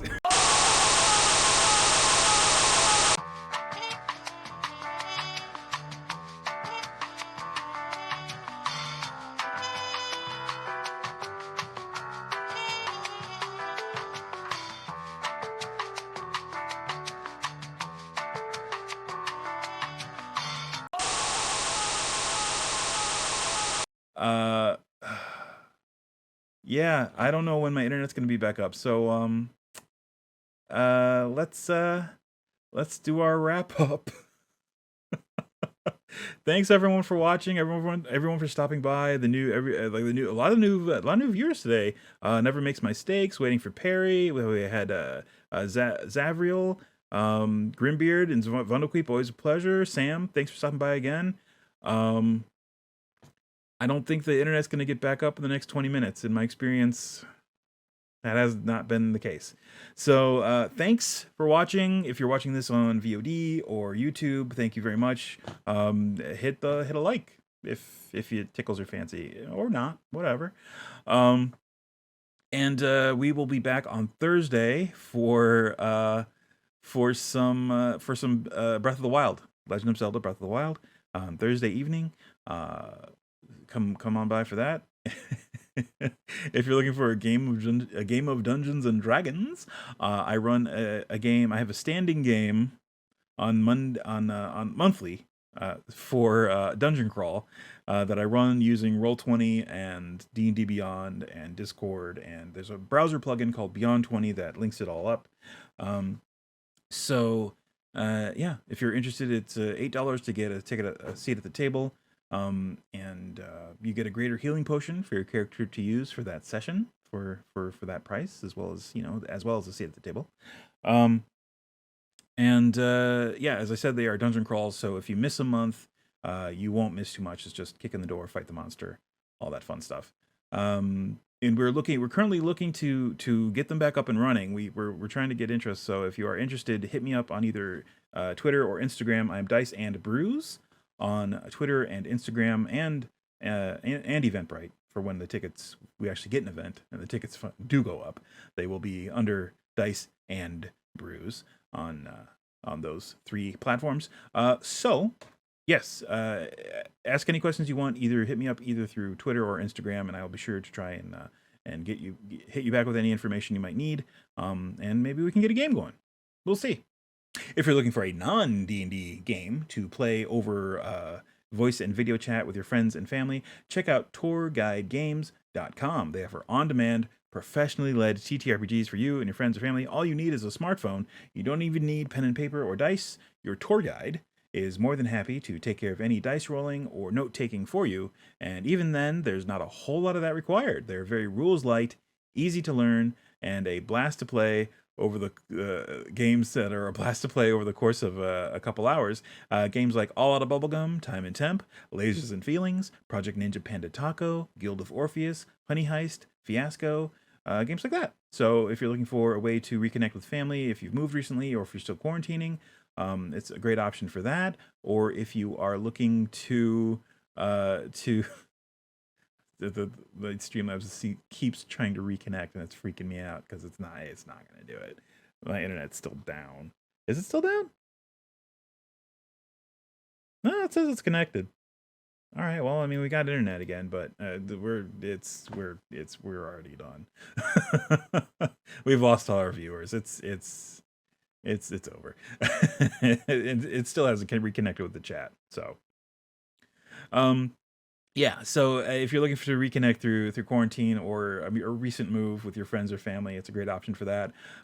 Or if you have either remote, if you're an employer that has either remote or in-house employees that you would like to get a team building exercise organized for, it is a great resource for that. So again, if you are interested, check them out over at tourguidegames.com. They do not sponsor the stream. I should note that. I just like trying to throw them a little bit of business if I can. Aside from that, everyone, please stay safe, wear a mask, wash your hands, don't touch your face while you're out. Saturdays are just cursed. That's what it's.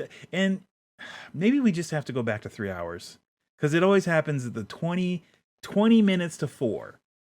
4:20, baby. Reverse. It's the reverse. It's the anti-420. Oh my God. 20 minutes to 4. Oh my God. Oh my God.